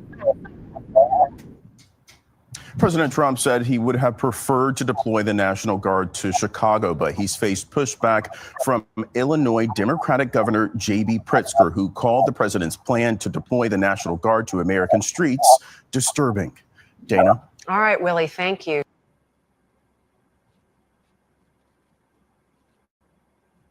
Night at 5. We're going to Memphis. Memphis is That's the next city. Deeply troubled. Reaction to President Trump calling in the National Guard to combat crime. It ain't gonna hurt anything. I think it's a bad idea. As community, city, and state leaders scramble to respond, we're working to get answers to your questions. When will they come? How many people are going to come? How long will they be here? What are they going to wear? Live team coverage on the National Guard in Memphis starts now. The National Guard deploying to Memphis at the order of the Commander-in-Chief of the United States. Rumors and speculation for weeks became reality today as President Trump announced to the country that troops will move into Memphis. Action News 5 working all day long to find answers about when and where the troops will arrive. Action News 5's team of reporters pressing Memphis and Shelby County leaders for details and getting reaction from our community. We begin this evening with Action News 5's Sydney Gray. She is live at Memphis City Hall with the latest reaction from city and state leaders. Sydney.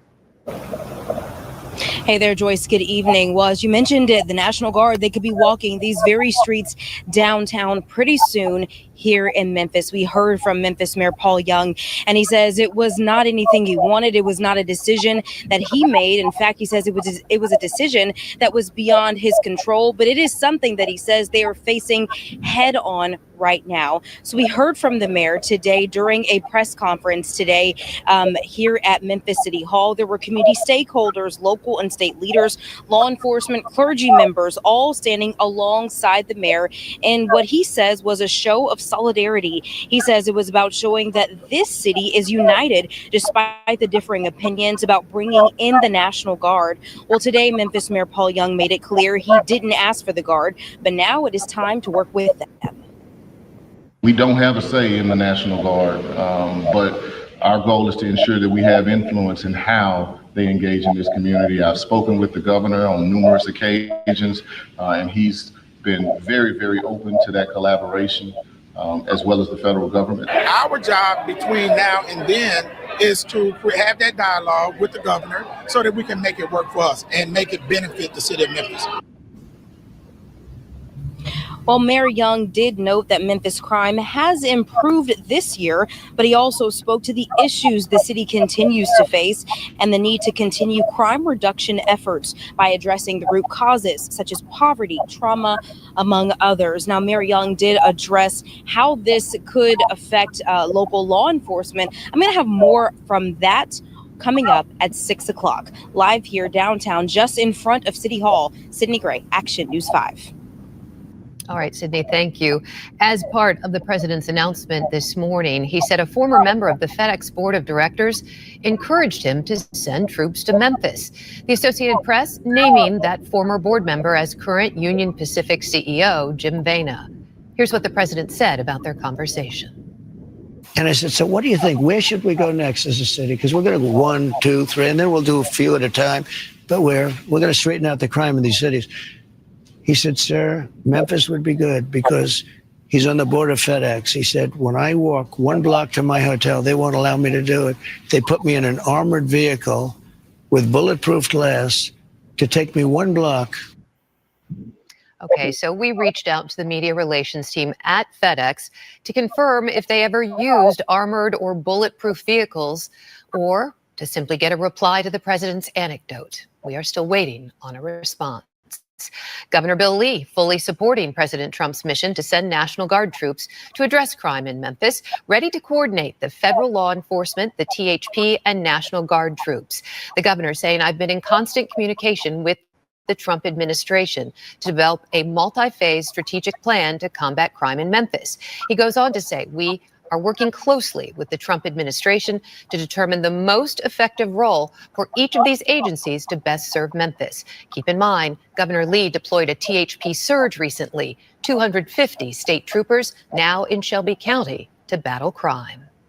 The man in charge of prosecuting criminals in Memphis and Shelby County does not support a National Guard presence here. District Attorney Steve Mulroy saying he doesn't think deployment is the answer.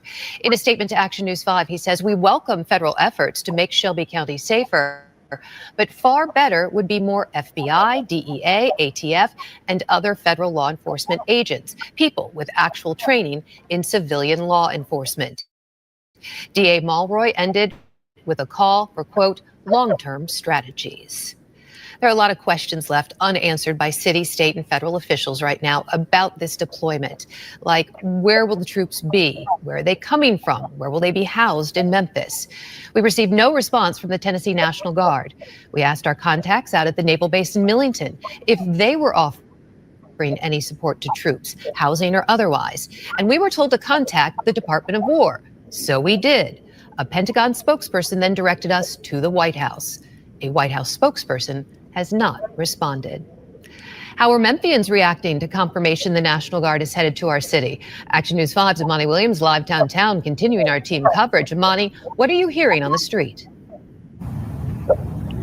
Well, Joyce, it's been a mixed bag. Some Memphians say they want to see the National Guard here in Memphis. Others say it's not needed. And then there are some that are in the middle of it all. So we went across Memphis today from Orange Mound, East Memphis, South Memphis, and downtown, asking this question to see what people feel. And many say they do want to see the National Guard. They say they feel like it's needed to keep visitors safe. And some say no, it's not needed. And the presence of the National Guard will cause chaos.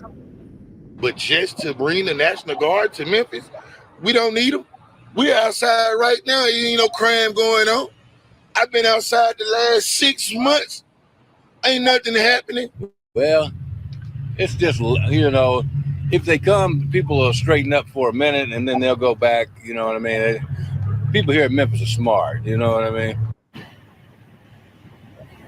Well, I asked Mayor Paul Young and Memphis Police Chief C.J. Davis what areas of Memphis the National Guard will patrol. Both said those details are still being worked out. Chief Davis, she also did say that she has a meeting with the Tennessee National Guard next week. So we may get those answered of where and when. Reporting live downtown, Imani Williams, Action News 5.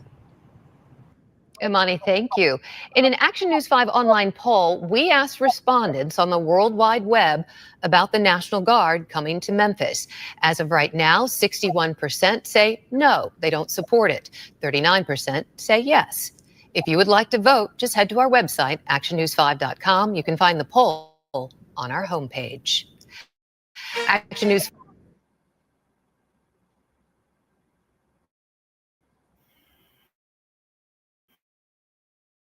President Trump saying that Memphis is his next target for his nationwide crime, expected to be deployed to the city in West Tennessee next. This comes on the heels of the D.C. deployment, which the president says has decreased crime significantly to the point where troops will remain in the capital, at least for now.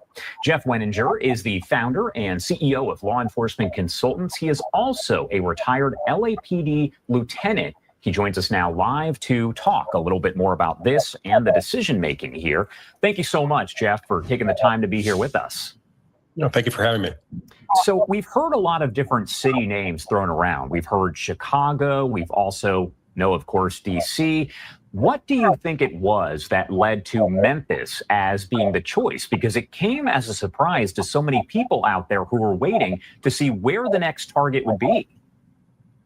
Well, I think in the forefront of the criticism of Trump's plans to deploy National Guard in various cities throughout the United States was that he was attacking Democratic states. And Tennessee is what's called a Republican triad. The governor's a Republican, and the two legislative branches of the state legislature are have super majorities. So he's going to have a lot of support there. And of course, as you mentioned, the governor there is a Republican. He has signed off on all of this. Now, was the deployment in D.C. essentially a test run for an operation like this to take place nationwide in places like Memphis and maybe New Orleans and Chicago eventually? Well, I think it's too early to characterize it as a test run. The jury is still out. The deployment of the National Guard in D.C. obviously had an initial effect due to the deterrence of their presence. But what long-term effect will it have? That has yet to be seen.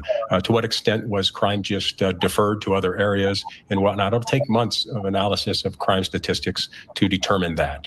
But, from a historical perspective, very few people realize that Theodore Roosevelt, prior to being our president of the United States, he was the police commissioner of NYPD. And he took over the agency back when it was riddled with corruption and partisanship and lack of accountability. And it was his message that moving forward, it's important to have a model that's based in honesty and efficiency and technological advancements.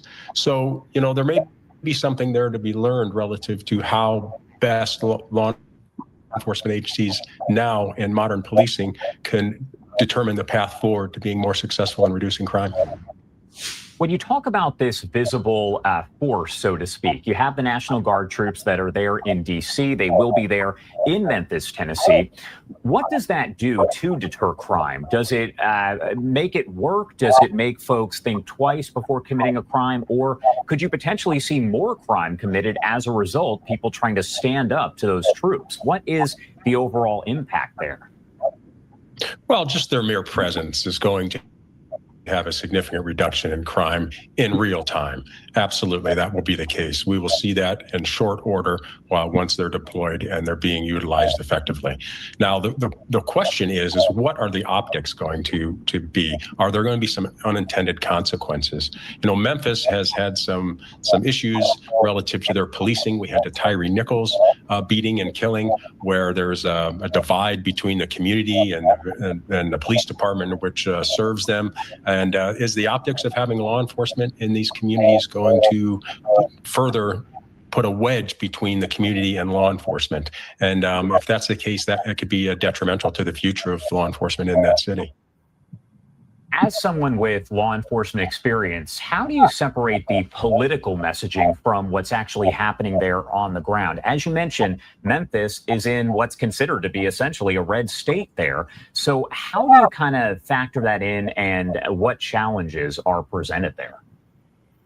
Well, really, when you're talking about the deployment of National Guard for civilian policing purposes, it hits a very personal nerve with me, because I grew up in Kent, Ohio. My father was a sociology professor at Kent State during the May 4th, 1970 shootings of unarmed students at Kent State University by National Guardsmen. And in conversations I had with my father, he emphasized that we have critical thinking relative to accountability, trust, and what are the long-term impacts of the deployment of the National Guard. And really, it underscores the question that we are grappling with today, which is, what role should the National Guard play in civilian policing, if any? And that has yet to play out in determining whether it's appropriate and actually effective in reducing crime. My last question for you here, and this is one that's been asked time and time again, so I want to get your take and a little bit more information here. What is it that the National Guard can do while they are on the ground, and what can't they do? What are the limitations there? Can you kind of break all that down? Well, they're being deployed and they're answering to the governor, because the governor in the state is who's deploying them. And they're going to be limited to a logistical administrative type assignments, which is the strategy is to free up law enforcement resources to then more focus on the violent crime trends ultimately. But, you know, the real question is the deployment of the National Guard, is it, you know, a power move? Is it actually for justice? Or is it actually to improve humanity? And those are the types of things that you need to grapple with and wrestle with in determining whether this is going to be effective and an appropriate means to address the crime. Because at the end of the day, most crime is committed in very small pockets within cities. And that being said, when you have the response to violent crime, there's a small percentage of the population that's really impacted by it. So you're going to see diverse opinions on the effectiveness of this. And it's you know, society is measured essentially by its ability and willingness to protect and serve its most marginalized communities. So, you know, really the jury is out. All right, Jeff Winninger, thank you so much for taking the time to join us here and discuss all of this. It's a topic that has been a topic of discussion for a while. Anything we missed, anything you want to make sure to add here before I let you go? Well, I think really this is a call to action. Law enforcement agencies across the country need to take this as heeded advice that you need to be looking at the future of your policing, reimagining how you can better serve your communities and reducing the violent crime so the neighborhoods and the places that people live, work, and play are safer. And, you know, I delve into a lot of that stuff in my new book that's coming out, On Thin Ice, and I deal with these very, very critical issues. And I see it right there behind you over your left shoulder. Jeff, thank you so much for taking the time to be here with us and break it down. We definitely appreciate it. Thank you. And you are taking a live look again once over Memphis, Tennessee at this hour as we wait to see exactly when that deployment is going to happen and what it will look like. We'll keep you updated here on Live Now. But I did want to let you know officials there in Memphis, including the mayor, held a very brief news conference answering some questions from members of the media after that announcement was made by President Trump. Let's play that for you right here on Live Now from Fox. Elected officials certainly will allow each of you to be able to pull them to the side as we go, but for the sake of time, I think it's best that I field the questions for now. And we are gonna ask that you announce your name and your outlet before you ask any questions. Yes. Mayor Mark Stump, Fox 13 News. My question is for the people out there. Mayor Harris just had a news conference this morning. He said he's a little fearful. For the Memphians out there who are fearful, what's your advice if they get pulled over by the National Guard once they've established their presence here? Well, I think Mayor Harris probably reflects the concerns of many individuals. And as I mentioned earlier, there are questions that we don't have answers for yet. I don't think the National Guard will be pulling people over, but those are things that we are going to have direct conversations about in the days and weeks to come. I think it's important to note that in terms of timing, this is not happening tomorrow. We have some time to talk through some of those issues and questions, and I expect that we will have a long list of questions that we want to get answered from this community as we have those dialogues. President Trump this morning on Fox and Friends said that you were happy about this. Do you see that as being accurate? Yeah, that was an overstatement.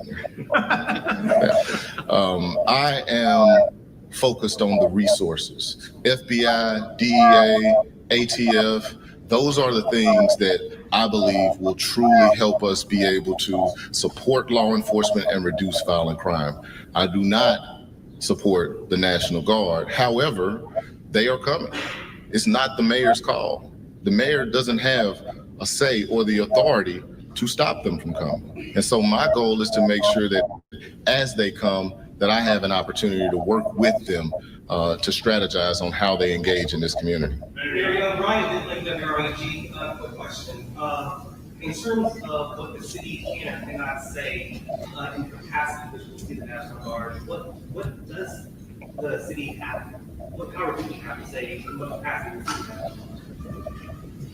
I mean, I think I just answered that. We don't have a say in the National Guard, but our goal is to ensure that we have influence in how they engage in this community. I've spoken with the governor on numerous occasions, and he's been very, very open to that collaboration, as well as the federal government. So we look to have some influence on how they engage.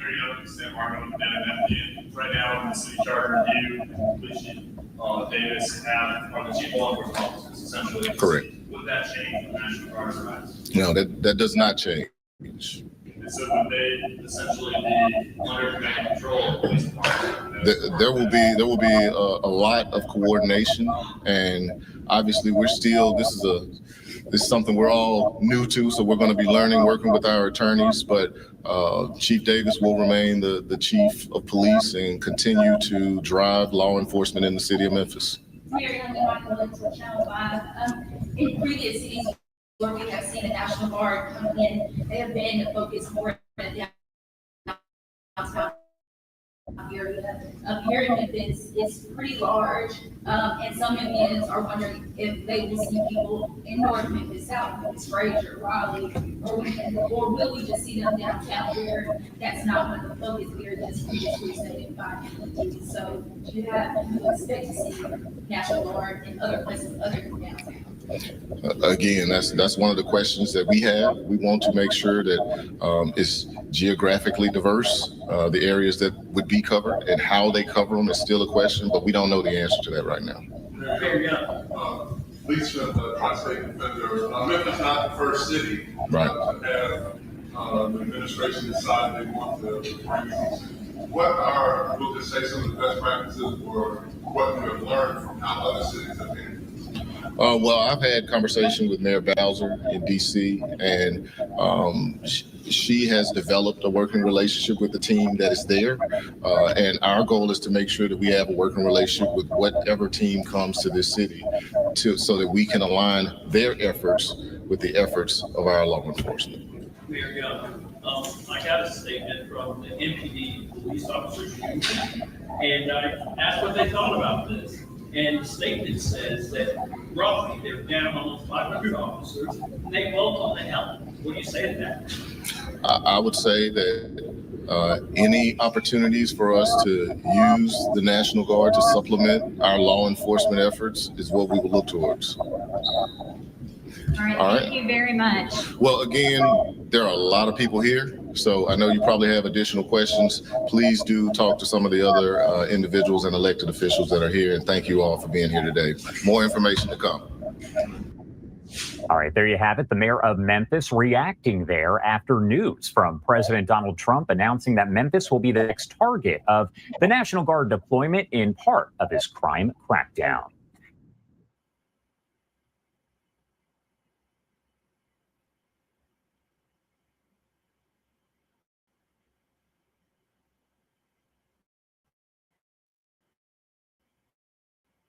Once again, the U.S. Supreme Court is mired in charges and controversy. There's no one better to help me sort it out than Senator Sheldon. I'm Mark Elias. Let's get started. Welcome, Senator Sheldon Whitehouse, to Defending Democracy. Thank you, Mark. Good of you to have me on. So we had what could best be described as a disappointing and tumultuous end to the Supreme Court term.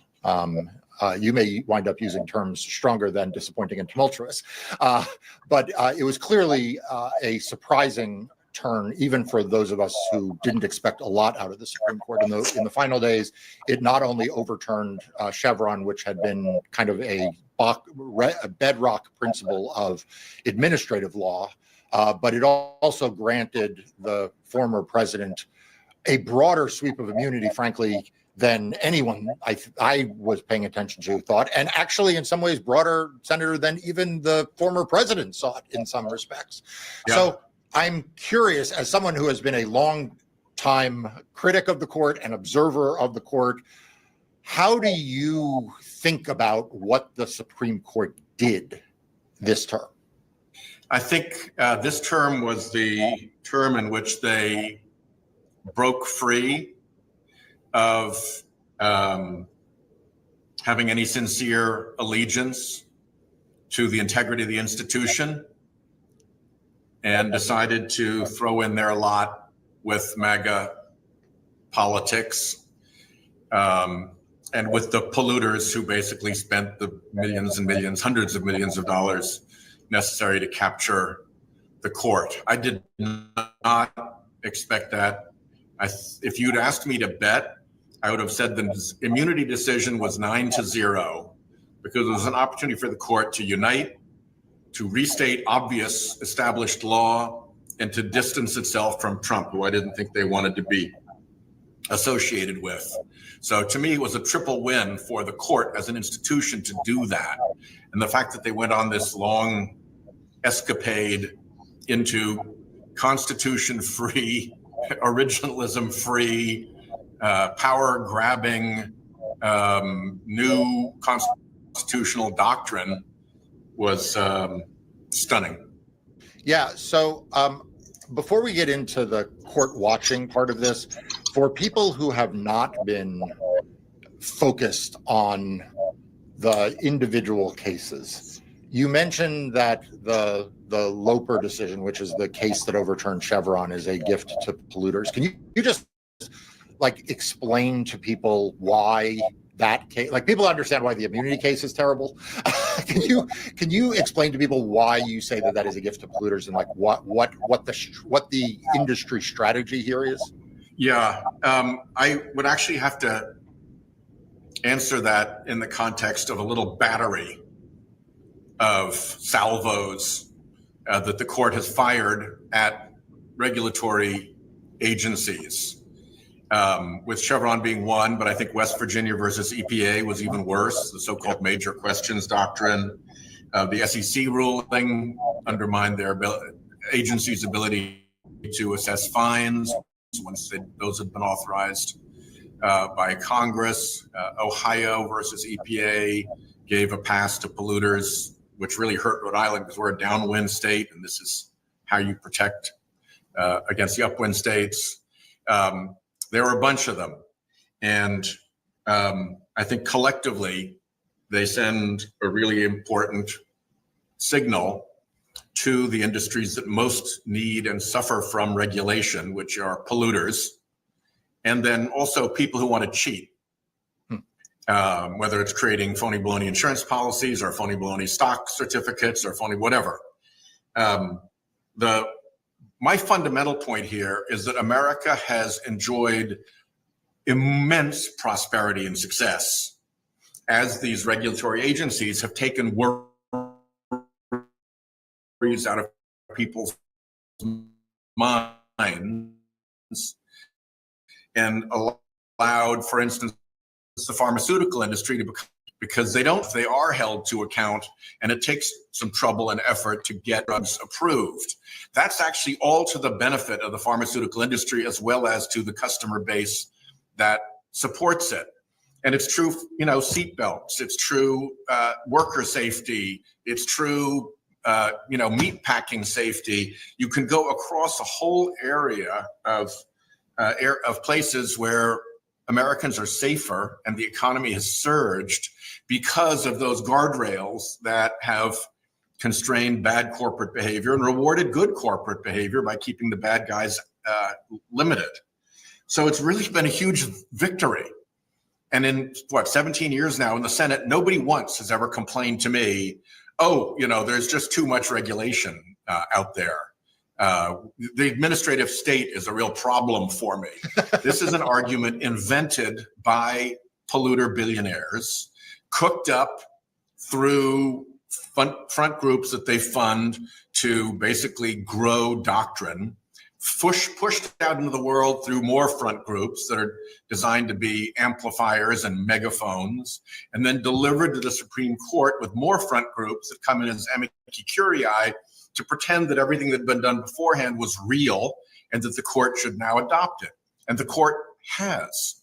So it really shows a court in service to the worst type of corporate bad behavior, and willing to break all kinds of precedents and traditions in order to serve those masters. on a completely imaginary case that there's a real problem here with the administrative state. So the thing is just rotten through and through. And what puts the real filthy cherry on top is that the billionaires who packed this court are the ones who want this result. This isn't just idle academic hijinks by a bunch of exotic justices. They are operating under plan and direction from these polluter billionaires. Yeah, and one of the things, Senator, why I really wanted to have you on is that I feel like for many years now, you have been sounding this alarm. And frankly, people on the left and in the Democratic Party have been slow to adopt this. There's been a reluctance, candidly, among, I think, people in the Democratic Party and on the left to think the worst of the court. You know, they, in some ways, like the Republicans were very cynical about courts, which is why they were like so focused on like getting the justices they wanted. And on the left, we were kind of like, well, let's not talk too ill of the people in the black robes. And I'm just curious, you know, as you think back, and now, by the way, people are all like, yes, Sheldon Whitehouse has been right all along. As you look back, though, in that transformation, why do you think that you, who is a lawyer, you know, you are a lawyer, you are a constitutional expert, you have been a U.S. attorney, you've been a state AG, like you are not, it's not like you come from outside the legal system. Why do you think so many others on the left, particularly who are lawyers, have been so reticent to get to the place that I think more of them now are? You know, I think some of it is that the ordinary Democratic voter was not as aggravated about the court as the ordinary Republican voter had been for decades, ever since, you know, Roe versus Wade, Brown versus Board of Education, Miranda versus Arizona. Over and over again, the court offended some conservative points of view. Impeach Earl Warren was a bumper sticker when I was in college. You know, we had a history of Republicans really being aggravated about the court, and we weren't. And then I think our political class, the experts who advise us, tend to be lazy and sleepy and happy to take out the polling questions and blow the dust off them from a decade earlier. So we weren't tracking this issue. Very recently, Senate Democrats gathered for our strategy retreat, and nobody had polled corruption, nobody had polled the court, nobody had polled climate change. So, you know, institutionally, we fell on our faces. And then, frankly, they're a tough bunch, and they've got a complex group, and it takes a little bit of work and a little bit of homework to understand what we're up against. You know, they've got a whole network, and if you don't understand how it's connected, if you don't understand that these keys are all part of the same piano, then you're not going to get it. And it's going to take a little bit of work, if nobody has laid it out for you, to do the homework to figure out that all the piano keys in this phony baloney operation are connected. And so there was some like laziness on the part of members themselves that nobody had teed this up for Democrats to understand readily, and it looked a lot like work to dig into it. So I think those three things converged. A lot of very bad political staff work, a base that wasn't as angry and motivated, and then just, it's like, you know, it's like having to do your homework a lot to understand this stuff. So now that people are focused on it, because there's definitely more focus on it, now there is, as we are recording, there is some reporting that the White House is now to maybe take a look.